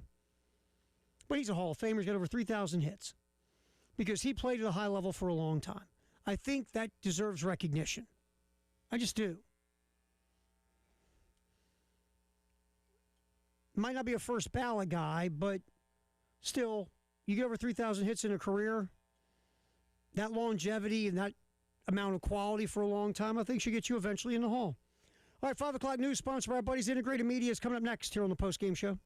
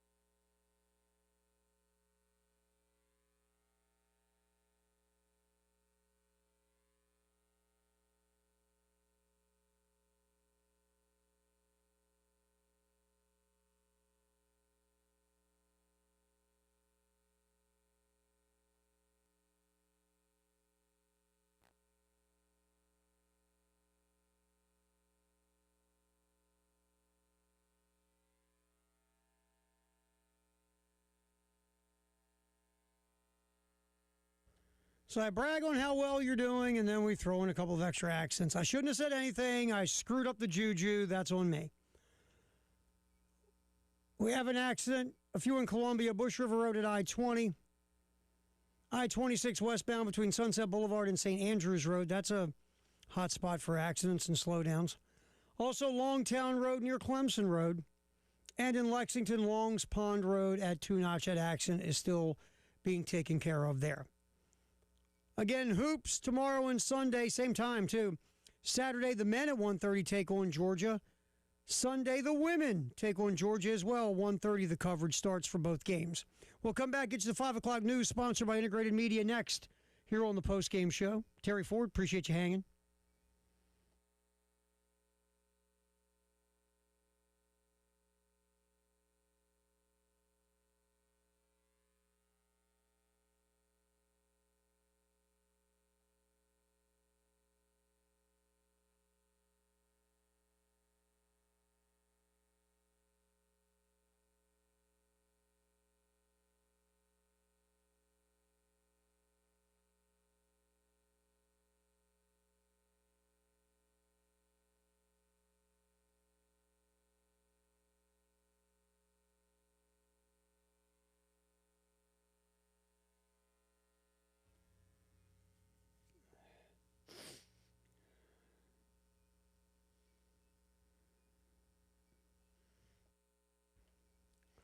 All right, let's roll the 5 o'clock news, sponsored by our Buds Integrated Media here on the Game and the Game Network. Terry Ford hanging out with you for a little bit under about another hour. All right, South Carolina adds again through the portal Emmanuel Kojo Poku, a guard from East Carolina, all conference this past year for the Pirates, has committed to South Carolina. Poku, a run block grade of just under 70, second best on the team. Didn't give up a sack. I think it was 12 pressures. Poku was added, and of course yesterday or last evening, Jacarius Peak, offensive lineman, offensive tackle from NC State, All-ACC. Peak, the top-rated offensive tackle in the portal. Huge get for the Gamecocks. Peak's run blocking grade's over 80. Pass blocking grade, rather, is over 80. Also, offensive lineman coming in, Carter Miller of Central Florida and Hank Purvis of Purdue earlier in the week. Add in the first commit was Jaden Gibson, wide receiver from Oklahoma. Defensive lineman, interior defensive lineman Jordan Thomas of Georgia. I like this pickup. Quashid Scott, the DB from Kentucky. And I like the place kicker, and part of it's because I like his name, Upton Bellenfant. Bellenfant has hit about 87% of his kicks. He's only missed 3 kicks. So that's another nice pull in the portal for South Carolina. Visitation is happening. See, today's the 9th. Seth Smith, offensive lineman, Northern Arizona, is in visiting. Francis Brew. We'll talk about Francis in a minute. I'm probably killing his last name. Sorry, Francis. We'll talk about Francis here in just a minute. Drew Collins and Jordan Norman, 2 edge rushers. Collins from Arkansas State, Norman from Tulane, are in today. As is Josh Sapp, tight end Clemson, Kelby Collins, defensive lineman Alabama. So Francis Brew, the number 5 defensive tackle, ranked the number 5 defensive tackle in the portal, visited Tennessee and says he is set to visit Notre Dame, South Carolina, and Ohio State. Gamecock Central does not have that visit 100% confirmed, but if Bruce said it, hopefully it's going to happen, and that would be nice to get that guy on campus. Again, you're competing with Notre Dame, Ohio State, and Tennessee. That's okay. That's okay. Because you got, I believe, if I'm not mistaken, and I've been reading so many things, Jacarius Peak took South Carolina over teams like Alabama. So look, you just want to be able to shoot your shot. So far, though, South Carolina has fortified the offensive line. You got to get a couple more, though. You've gotten a corner. You still do need a nickel and maybe another corner. You need a running back, an edge rusher. So there's still work to do, but so far, 8 commits. So far, so good this week for the Gamecocks. Obviously, tonight, it's Indiana-Oregon in the other college football semifinal game. I'm just going to stop calling them bowl games, just call them college football semifinal games. That's what they are. I mean, last night, let's be honest. I think I did a raise your hand thing earlier. I'll do it again. Raise your hand if during that game you looked at the screen and said, oh, my God, this is the Fiesta Bowl? That's right. I totally forgot. I thought it was just a college football playoff semifinal. No one cares what bowl game it is.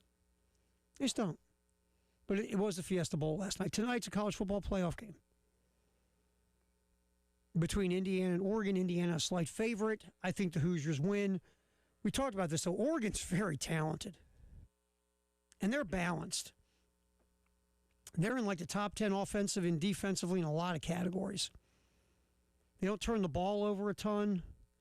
They're really good in the analytic term success rate on both sides of the ball, which means that they're a very efficient football team. They also can get big plays. So if Oregon won, nobody would go, wow, didn't see that coming.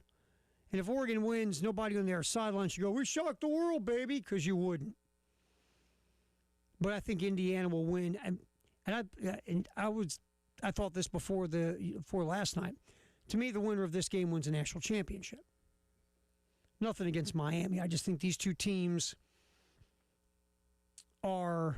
Look, Ole Miss last night, I'm not saying they aren't physical, but their calling card isn't like high-level physicality. Indiana and Oregon, that's part of their calling card. They're physical. Miami is, but so are these two outfits. And I think those two outfits are more skilled on offense than Miami. So I think either one of the teams that wins tonight will beat the U. But again, I could be wrong. I usually am. That's tonight, though, Oregon, Indiana. The thing with Indiana, to me, is they're so efficient, and they execute at such a high level on both sides of the ball. They don't beat themselves. They're not going to hand you turnovers. They're not going to do dumb stuff. Oregon's going to have to beat them. Now, can Oregon? Sure. But Oregon, you can't assume you're going to get anything but Indiana's A game. And the thing about smart football, high football IQ or high sports IQ, we lose that sometimes in athleticism and all that other stuff. But having a high IQ in your sport matters, man. The New England Patriots for years were a dynasty because A, they didn't beat themselves, and B, they had a high football IQ. That's Indiana. They don't beat themselves. They got a high football IQ. They just are. I'll never forget talking to a Ravens assistant coach years ago. And Mike Penton was his name. Went on, was a head coach in the NFL, defensive coordinator. Mike Penton said to me, he said, Terry, I think he called me Tommy or Toby or Timmy or whatever. But he said, you can't win with dumb guys. You can't throw 22 dumb guys on the field and win. He goes, you can have a couple. He goes, you can't have a majority of your team on the field dumb. Smart matters. Knowing your responsibility, knowing your role matters. Playing smart matters. That's what Indiana does. They're Mensa. They're the Mensa of college football. So I do think they'll win a close one tonight against Oregon. So again, that is tonight. Whatever bowl game it is, I'm not going to talk about what bowl game it is anymore. It's a college football playoff semifinal. NFL playoffs will be getting underway, obviously, this weekend. Look, the Carolina Panthers, God love them.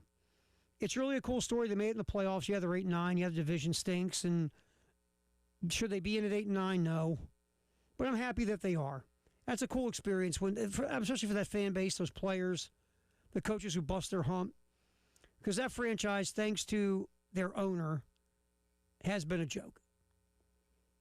And now they get to make the postseason. I think it's fantastic. I do. Good for them. But I think it ends Saturday, probably around 8 o'clock.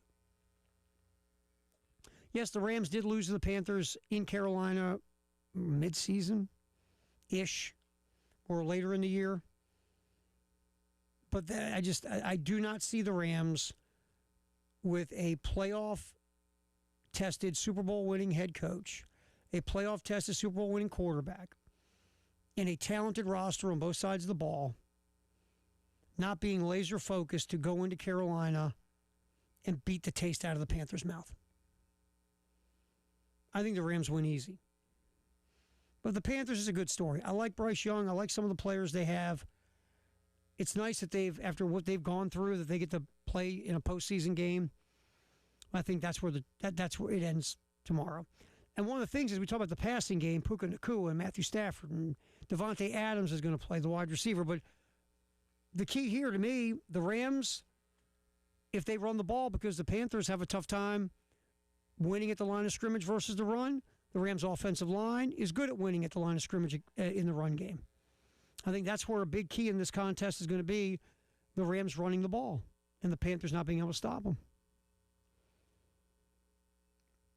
Bears, Packers. Green Bay's favored, by the way, by 1.5, even though the game's in Chicago and the Bears have a better record. The Packers are healthier, but they're not the same on defense without Micah Parsons. They're just not.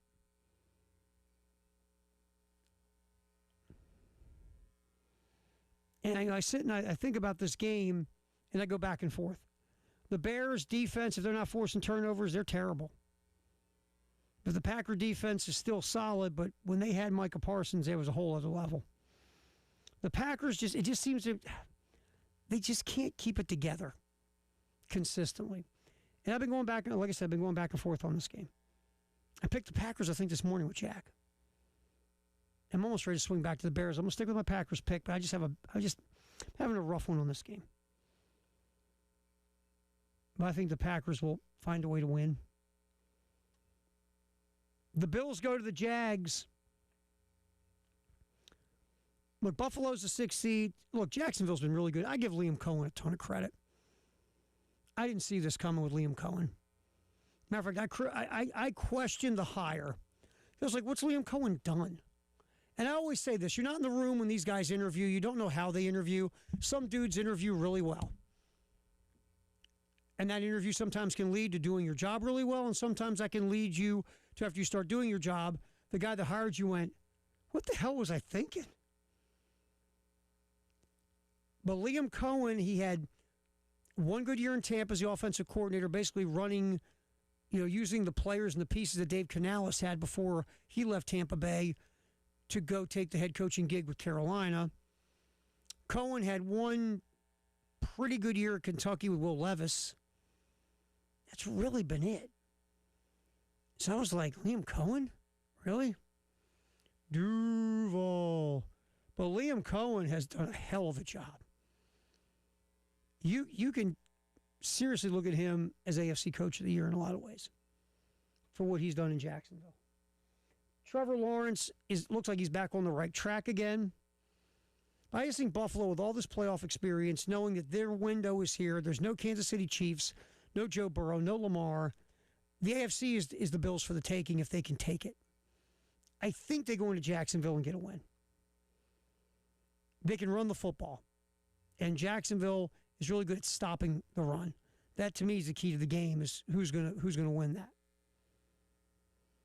The 49ers go to Philadelphia. I don't know if the 49ers won 12 games. Kyle Shanahan, his best coaching job. Fantastic job by Kyle Shanahan. I mean, the 49ers are beat up on both sides of the ball. They don't have the weapons they've had in the past. I think, look, can San Francisco beat Philadelphia? Yeah, because the Eagles have been kind of clunky all year. I think Philly this is the win in the postseason for the Eagles. I think they'll find a way to beat the 49ers at home. But I don't think the Eagles get back to the Super Bowl. Patriots host the Chargers. Chargers offensive line, the tackles, obviously, that's an issue. I think the Chargers can scare the bejesus out of the Patriots. I think New England wins, though. Patriots 3.5-point favorites. I think New England at home will get it done. But I think the Chargers will be right there at the end. I think that's going to be a good football game. I believe the Texans go to Pittsburgh and win. Now, could the Steelers come out of this with a W? Sure. They're the Steelers at home. Nobody really thinks they can win. And in this spot, sometimes is when Pittsburgh finds a way. This Steeler team smells different. It smells like that buttermilk that Langston and Jay and I were talking about earlier in the show. It just smells different, man. I think Houston wins. That defense is just suffocating. And I think the Texans will do enough on offense to beat the Steelers. And then we'll see what Mike Tomlin decides to do with his career. So there you go. That's some NFL playoff talk for what's going to happen in the next 3 days in the National Football League. That's the 5 o'clock news sponsored by Integrated Media. Gamecock Notebook. We'll hear from Lamont Paris, who was on Carolina Calls last night with Derek Scott. That's coming up next here on the Postgame Show. Terry Ford, appreciate you hanging here on the game.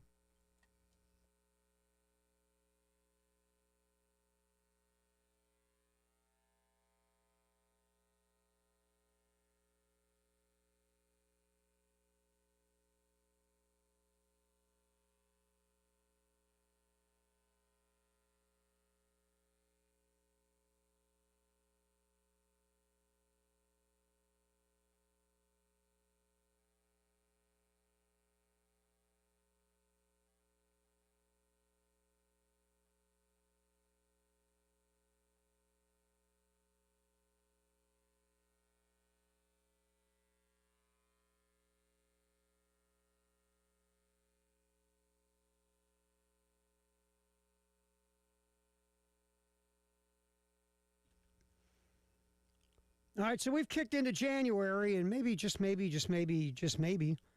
want to do something with cabinets in your home or your garage or anywhere. Well, just call 803-520-6837. That's CHW Cabinetry. You can go to chwcabinetry.com and see their work. It's phenomenal. And the best thing about CHW Cabinetry, not only do they do phenomenal work, but they back it with the best customer service. Their Communicate Star and the crew are fantastic in taking your hand and walking you through this from step by step with photorealistic renderings, which are just, they're so cool. You get to see everything as it unfolds. So customer service, quality of work, transparency all the way through. It's CHW Cabinetry, 803-520-6837, 803-520-6837. Give the folks at CHW Cabinetry a call. Go in, tell them how much money you can spend and what you're looking for, and they'll make it happen for you. CHW Cabinetry.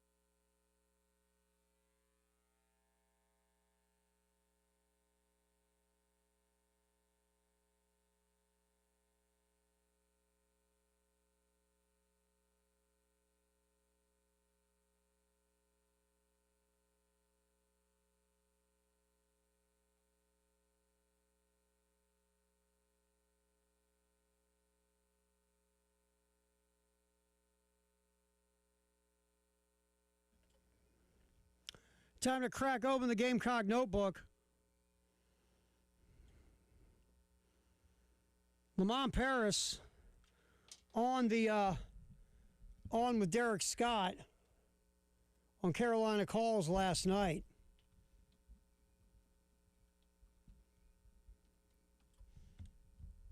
And just talk about a variety of things with Carolina basketball. Of course, Gamecocks coming with that really nice win in Baton Rouge over LSU. Let's start with that. Lamont Paris just talking about how everything came together on the road for the Gamecocks versus the Tigers. I know that I do. It was funny how everything had come together as I watched the film again. Not only was that our best defensive half of basketball in terms of just our coverages and our overall effort and energy and communication, but then we also happened to run the best offense in terms of just the shots we generated, the spacing, the timing of things, and then at the same time we also made those shots. Yes. So you could generate those same shots and not make them. We made them. So honestly, we made 9 in a row, and then the 10th, the one that broke the streak, Caden Simeon, as I watch it again, was fouled on that one, and I feel bad because when it came out of the game, because he had tried to dunk some before and then got caught between a dunk and a layup, and he's missed it. And so I thought that's what happened live, but as I look back again, the guy fouled him, and so I felt bad about that. But that should have probably been another finish. That was the first shot that was missed. It took 9 minutes for the Gamecocks to miss. It was something else, man. Talk about a team on a heater. And then, Lamont Paris goes back and watches the film and said, hey, you know what? Our guy was fouled when he missed that shot. Obviously, Elijah Strong went crazy, scoring a career-high 30. He was hitting threes. He was hitting inside the three-point line, making free throws. Here's Lamont Paris talking about Elijah Strong and the night he had against LSU. It's a good day. So he had a lot of things going. He's a really gifted and talented offensive player, and he's a budding defender. I'll put it that way. He's getting better as a defender, but he's a really talented and gifted offensive player in a lot of different ways. He's very versatile. He can score back to the basket. He can make tough shots around the rim. You saw that some with a couple of the turnaround jumpers that ended up even from free throw line area. He's got good mass around the basket that way. He's crafty. He can shoot from the perimeter. I think putting it on the floor will be the next level of his development, I think. But he's a gifted offensive guy, and you saw it all on the whole arsenal on display in that game. There weren't a lot of different ways that he did not score in that game. But I'll tell you where he is most important to our offense is that he has the best feel for when to get in and out of particular actions, and the actions that he takes generate more movement, which makes our offense good. Here, Lamont talking about Elijah Strong. The thing with Elijah Strong is we've seen him score inside the three-point arc, right? Yeah, we've seen him score in the lane, in the paint, but we haven't seen him hit threes. He's been struggling from three all year until the LSU game. If Strong can start making threes to open up the floor for himself and his teammates, because that brings a big away from the basket, because Elijah Strong's been playing the 5, the center position. So if you have a center who's making threes, that pulls the opposing center away from the basket, that opens up the lane and gives you even more opportunities to score in the paint and at the basket. And South Carolina is one of the best two-point shooting teams in the country. So it'd be great if Elijah Strong could take some of what he bottled from the three-point line in Baton Rouge and take it with him for the rest of the year.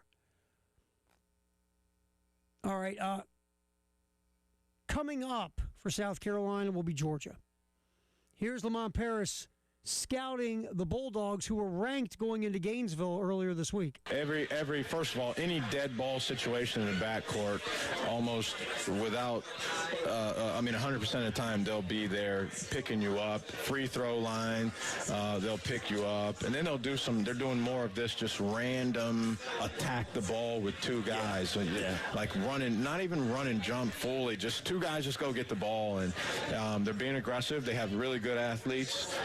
They have a tremendous rim protector, so they can afford to have some attacks happen at the rim, and in some of those confrontations, they're going to win them with the guys they have at the rim pretty often.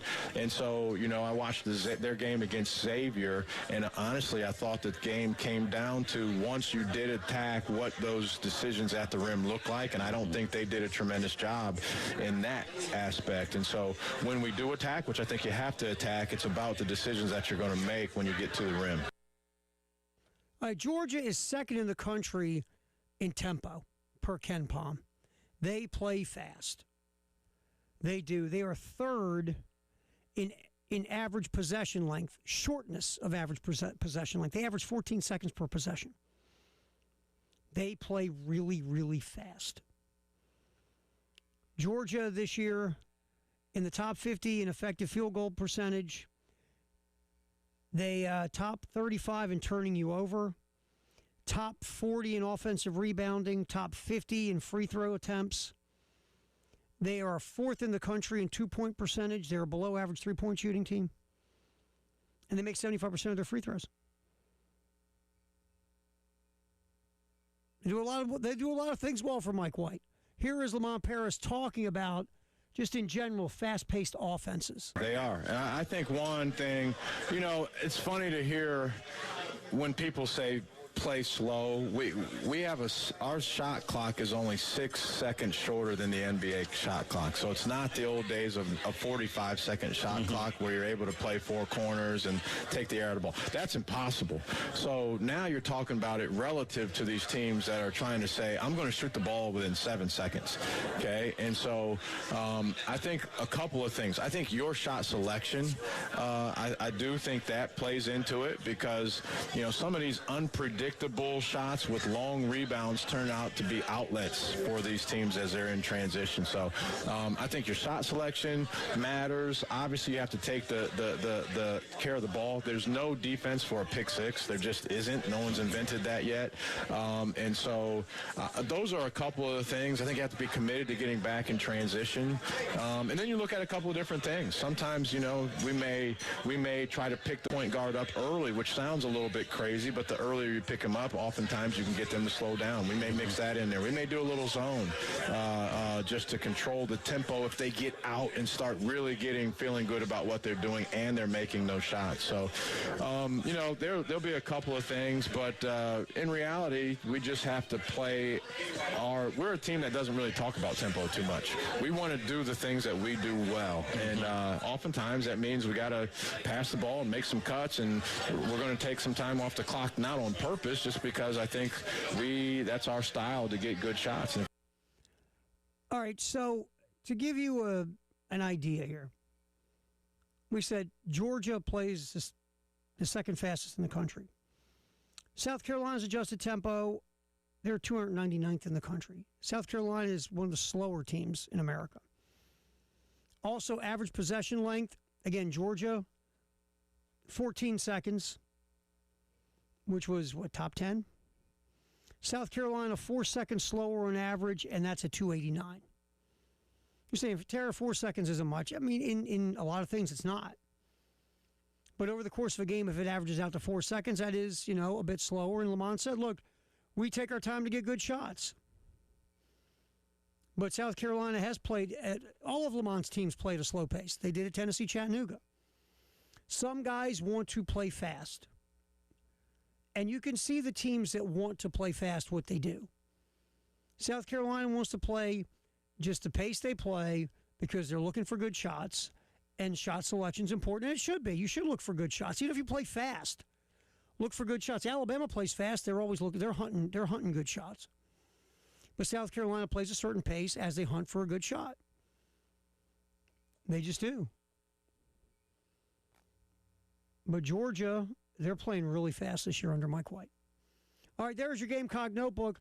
We'll come back, take a call on the AAA Heating and Air phone lines, 803-404-6100. If you want to jump in, we'll get our buddy Barry in here. And also, we'll do a drive around the SEC. All that's coming up here on the postgame show with Terry Ford on the game.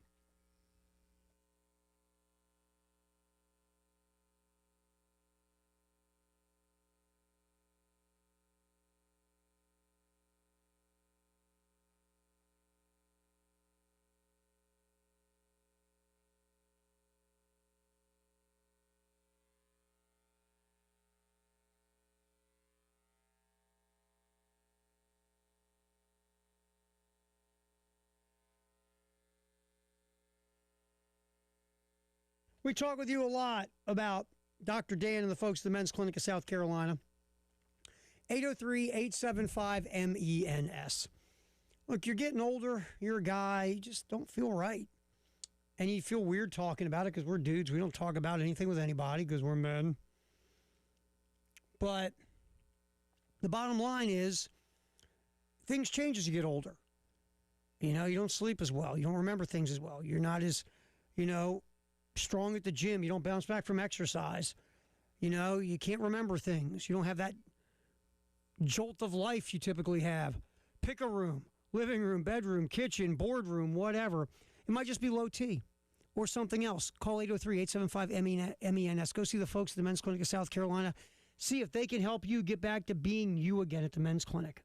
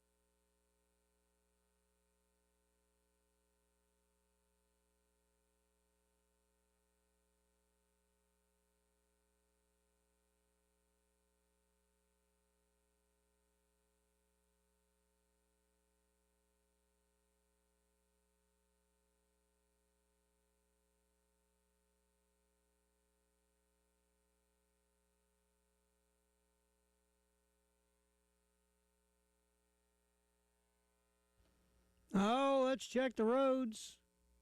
5:30. Few accidents. Bush River Road at I-20. Also I-20 westbound at Broad River Road, exit 65. And I-26 westbound between Sunset Boulevard and St. Andrews Road. That's between exits 110 and 106. South Carolina has added a running back in the portal. We'll get to it next. Also, our drive around the SEC, and we'll yap with our buddy Barry on the AAA Heating and Air phone lines. All that's coming up here on the postgame show. Don't forget basketball this weekend as well. Tomorrow, 1:30, the men play Georgia right here on the Game in Columbia and our affiliate Myrtle Beach. And Sunday, 1:30, the women play Georgia right here on 107.5 The Game.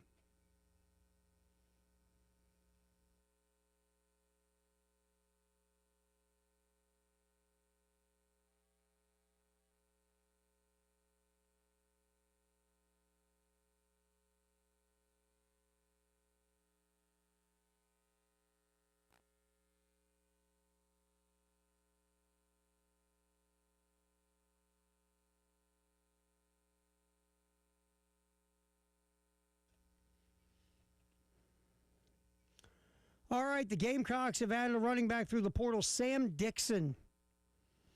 According to On3's Hayes Fawcett, former three-star prospect in the class of 2024, Dixon's only ran the ball 10 times at Ohio State, but went for 6.2 yards a carry.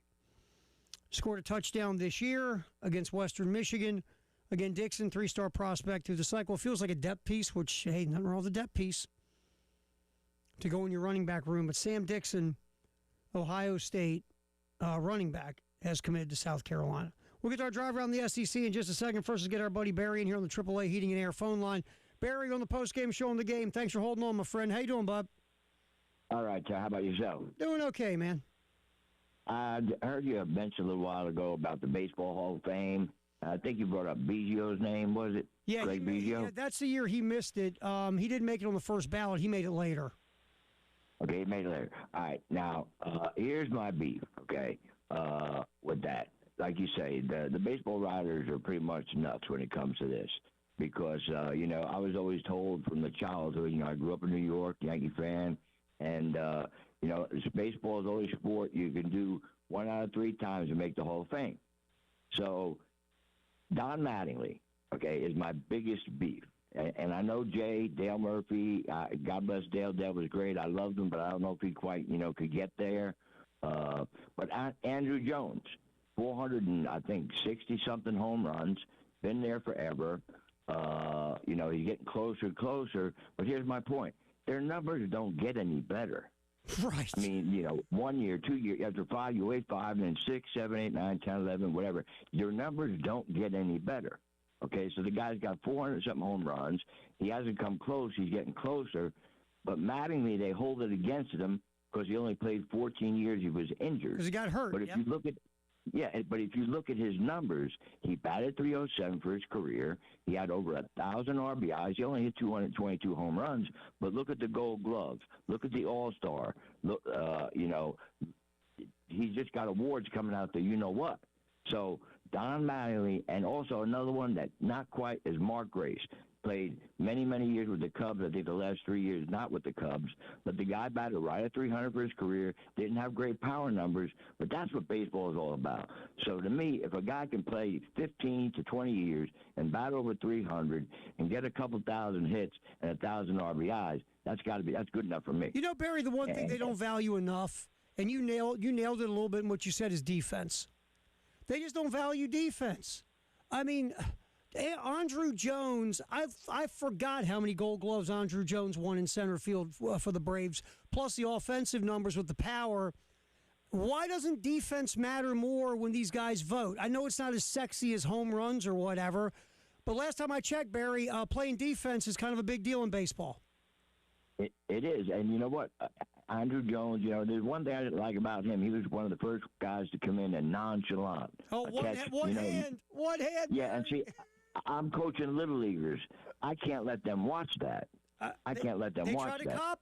They try to copy him. They try to copy him. Yep. So to this day, I still teach two hands. I still teach it. So, and the guy had sort of an attitude, but it's so contradictory. If 467 home runs can't get you in, I don't see why Don Mattingly's numbers across the board can't get him in. It just does not make sense. All right, my friend. I appreciate you, Barry. Hope everything's going well, my man. You have a good one now. Enjoy your weekend. All right, time to get to the drive around the SEC. And we will really kind of focus on last night. Ole Miss loses to Miami. That means the SEC for the third straight year will not have a participant in the championship game of the college football playoff. And now we're hearing, well, now that you have rev share and everybody can pay players, the SEC's lost their advantage of paying players under the table and da-da-da, and all these other things you're hearing. Oh, the SEC, the dynasty is over, and things of that nature. Well, look, yes, this is a different world. You have rev share, you have transfer portal, you have collectives, you have NIL, you have all these things. Of course the playing field is going to be more balanced. You're probably never going to see a run like the SEC had because, again, look what we've got now. You got Indiana as the favorite to win the national championship. Run that through your head. Ole Miss, they haven't been this good since my dad was a kid and had hair. Look at some of these other teams that are, all of a sudden making it. Look at Vanderbilt. It's just a different world now. It's tougher and tougher for one league or one program to be dominant. And if you sit here and you look at what the SEC has done, probably starting, I mean, 2003, LSU won the title. And then, of course, Florida, LSU again in Florida. Alabama got it going under Nick in 2009. Won 6 titles. Of course, Nick also won a title at LSU. So 7 of the SEC's championships in this millennium are Nick Saban coach teams. Think about that for a minute. And now that guy's gone. That's a huge deal in all this. And no one brings that up enough. You have one guy that won 7 national championships at 2 SEC programs. And that dude's now sitting on the set of College Game Day. And that was a big part of the SEC's success. Look, Georgia won 2. I get it. LSU's won 3 in this millennium. Florida has won their share, a couple under Urban in this millennium. Auburn got 1. Nick almost has half of them. And now Nick is gone. That's a big deal. It just is. To go with all these other things we're talking about. I mean, do I think the SEC still top to bottom, the deepest, best league? Yeah. Is it by a lot anymore? No. I mean, the Big Ten is top heavy. The bottom of the Big Ten is an embarrassment. They're terrible. I mean, obviously the ACC's got a team in the finals, but besides that, what do you got? You had 5-win Duke win the ACC because the ACC can't even get the tiebreaker right. And to be fair, I think the SEC had some kind of tiebreaker of that sort. They just didn't get to that point like the ACC did. The Big 12, give me the consistent hammer in the Big 12. Texas Tech, maybe because they got a ton of dough. But we'll see. Just dynasties are done, man. I still think the SEC is the best conference in totality, but it doesn't mean they're going to go dominate the college football playoff. It just doesn't. I think all that's over with. This is going to be the closest thing we've ever seen to parity in college football. You're still going to have blue bloods hanging around. You did this year. Ohio State was in. Georgia was in. Oklahoma's in the playoff. You still have blue bloods. But you're also going to get stories like Indiana or programs that come back after being, gone for a while like Miami. Or stories like Ole Miss. It's different now. And the people that are doing backflips, because could there be some SEC arrogance at times? Oh, yeah. And now everybody's getting a chance to, get their comebacks and get their shots. But just the way this thing is gone, if you look at the world of college football today and the fact that the greatest college football coach of all time is now gone, and he took his 7 titles with him, that's a big vacuum for the SEC to fill. That's a hole. But still, it's still, to me, again, regarding depth of conference of good teams, I still think the SEC is the best. Not by a lot anymore, but I think they're still the best. But for people to jump up and down going, oh, yeah, see, look now, it's like, duh. I mean, doesn't take a lot of brain power to figure the SEC was going to come down a bit in this new world. Just did. But I'm sure the SEC, they're sitting around, Greg Sankey and the crew are under the cone of silence going, okay, what are we going to do about this? Because we're the SEC, remember, it just means more here. What the hell are we going to do? But for right now, yeah, there's a lot more parity. Absolutely. All right, we will check out the schedule in sports tonight from a wagering standpoint. That's coming up next, right here on the Postgame Show. Terry Ford, appreciate you hanging out with us here on the game.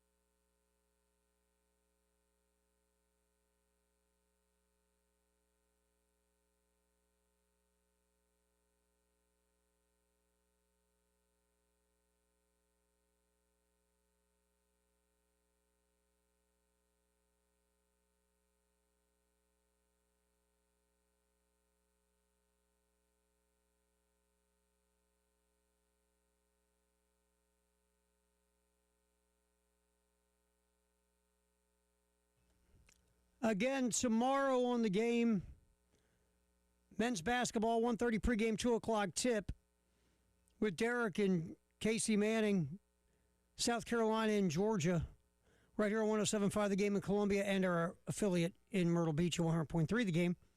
Sunday, the women, again, 1:30 pregame, 2 o'clock tip, again against Georgia. That game heard right here on 107.5 The Game. All right, let's get a little... Jay's not here to go versus the internet, so we'll go versus the internet real fast. We'll just put the spotlight on Oregon, Indiana. Indiana, 3-point favorite. I think Indiana covers. I think they win. They cover. I think they win by like 5 or 6. I think it's close. I just think Indiana wins the football game. No team executes better than Indiana. No team plays with a higher football IQ. No team executes better. No team does not beat themselves in the manner Indiana does not beat themselves. It would be a very uncharacteristic performance by Indiana for Oregon to win. Oregon's talented now, don't get me wrong. They could very easily pull a W, but I just think Indiana will win this football game and move on and play Miami for the national championship. Over under 50.5 is the total. I think it goes over. I know this was a bit of an under that number when they played in Eugene, but I think it'll go over the number. And Indiana will get the win over Oregon. For Indiana, win third down, because that's what they do. Their success rate on first down is important. That leads to winning on third down. On offense, defense, they just suffocate you. You got to find a way to beat Indiana on third down to win the game. So Indiana has to continue winning third down on both sides of the ball. Oregon's got to protect more. You got to protect your quarterback. And very interesting stat. I did not get to this earlier, and I think it's gone now, which is going to really annoy me. But when you look at Moore, who's had an excellent year at Oregon, an excellent year. But he has struggled against the 3 best defenses he's played against this year. And I mean struggled. More interceptions than touchdowns. He's just had a tough time going up against high-quality defenses this year. One of them was Indiana. So we'll see. But that's tonight, and I'll take the over, and I'll take Indiana giving 3. All right, in case you missed it, a good day in the portal for South Carolina. They add another offensive lineman, Emmanuel Kojo Poku, who was all-conference at East Carolina, a guard. Coming in, again, he's better pass protector than run blocker right now, a pass protection grade of almost 70, which is where you want to be. Played a ton of snaps, almost 1,000 snaps this year. Also, Sam Dixon, a depth piece at running back, had about 10 carries in 2 years at Ohio State. Dixon will be the 4th guy in the running back room. So 9 commits this week for South Carolina. They've got visits. We talked about this earlier. Got some interesting visits coming in. A couple of edge pass rushers. More offensive linemen. So South Carolina will be busy over the weekend, and we'll see if we hear about any commits. We shall see. A couple other notes. If you didn't hear, Trinidad Chambliss got his waiver request for another year turned down by the NCAA. Basically, there was not enough paperwork or paper trail to give Chambliss that 6 year, according to the NCAA. They were very transparent for a change, which is weird. Because basically they could point the finger at someone else who goes, all these other people didn't give us the proper paperwork to tell us that Trinidad Chambliss does indeed need a medical waiver for that year at Ferris State so we can grant him another year of eligibility. But Trinidad Chambliss was denied that 6 year, which means Ole Miss is going to appeal at a courtroom in the state of Mississippi. So this is not over yet. And if Chambliss doesn't get that year of eligibility back, he'll go to the NFL draft. I've been reading where scouts say he's a 3rd day guy. I could see him go higher than that, depending on, more scouting information that you hear. because he was really good this year. He was. And I could see him moving up. And if he's right now, he's looking at a day 3 guy, I could see him move up to the 3rd round. Wouldn't surprise me. Plus, he's got to go through the silly season that is the draft evaluations. That might help him too. But Trinidad Chambliss right now denied that 6-year of eligibility through the NCAA. Another little interesting note, Al Michaels will be back doing the Thursday night games for Prime Video. Al was a little bit more awake this year, in year 2. Seemed like he was actually interested in talking to Kirk Herbstreit more this year. That first year, man, I get it. Those games were dogs. And Al was like, I stayed awake for this. Al didn't seem to be really into it. And this year, I thought was better. And I love Al Michaels. I do. I think Al Michaels is great. But Al Michaels will be back for 2026 doing the Thursday Night Football games for Prime Video. So, and David Cohn will not be back doing baseball games for ESPN. That came out also. He's been doing that for the last several years for Sunday Night Baseball.